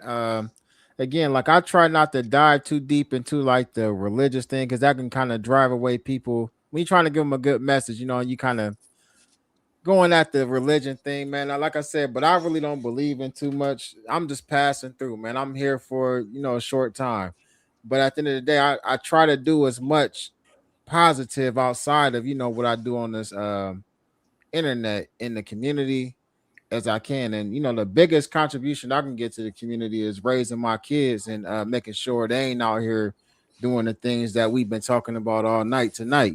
So if everybody did that, I think the Black community would be in a lot better shape than it is today. I think Underdog talked about that earlier too, like about it start with the parents.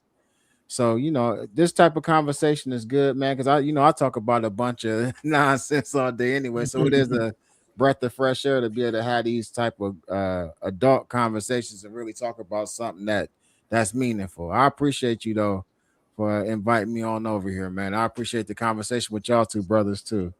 Underdog, take us out. I'll say this, man. The objective is for us to get back to one. I don't know if our generation to see it, you know what I mean? But we do have to develop a system, develop a way of life where we can love each other, when we can build with each other, when we can establish with each other. You know what I mean? I think that's going to be a very, very difficult task, but it's definitely a task that has to be committed to, and it has to be married to, you know. And to make that simple to understand, how do you approach that? You approach that by first taking care of yourself, making sure that you are positive, making sure that, you know, you teach your kids that the God is really within them. Like every quality that God has is in them, you know. So once we can start teaching our family that, then, you know, if we can get that to spread like the bullshit has been spreading, then we're gonna be all right. But like I say, I don't think that our generation will be able to see it. But you know, it's a whole lot of stories, you know what I'm saying, where people set things in motion that they knew that they wouldn't be able to be here and see, but we are living it right now. Truthfully, yeah, we fucked up. We fucked up, bro. We fucked up. Yes, we are. But we ain't as fucked up as we were in the beginning. You know what I mean? So now, don't get me wrong. It is foolishness. You know what I mean? It is a level of ignorance that we always that we're currently dealing with, right? But nevertheless, even this level of bullshit is at a higher level of intelligence than the intelligence was when we was blind, deaf, and dumb. We're not like that no more. We're not blind, deaf, and dumb. We're actually starting to take knowledge and wisdom and trying to find a way to make it understand it. But we are crashing and burning in that course. But hey, just like the kids, you know, like, you know, we babies in this, man, but we are evolving. It just don't seem like it because we at that stage of the evolution where it has to burn out its chaos first in order for us to instill the order. You know, and where there's no order, it can't help but to be chaos. And that's what's taking place right now. We got some smart niggas that do dumb shit at a very high, smart, dumbass level. You know what I mean? So that has to evolve into where it's back crispy, it's back sincere, it's back godly, how it originally was. You know, like we've been on this earth longer than any race of people. How do we lose our shit? That's what we got to identify with. That's a whole nother story. But yeah, man, I love you brothers, man. I love these kind of conversations, man. I better can have these motherfucking kind of conversations in my own household. So I got some work to do. Hey, listen, I want to thank y'all all for coming out. Real Life Unfiltered Podcast, episode 30. Shout out to That Girl Henny. Shout out to the Ruler Report. Hey, listen. See, me and Ruler Report, we be messy, man. we be with the mess.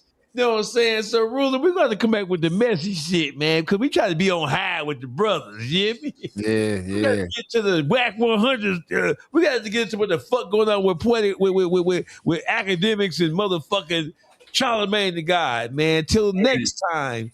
Hey, I agree with that, man. It just, you know, hey, I'm just trying to be on the subject matter. Hey, I get messy as we went to church on a nigga tonight.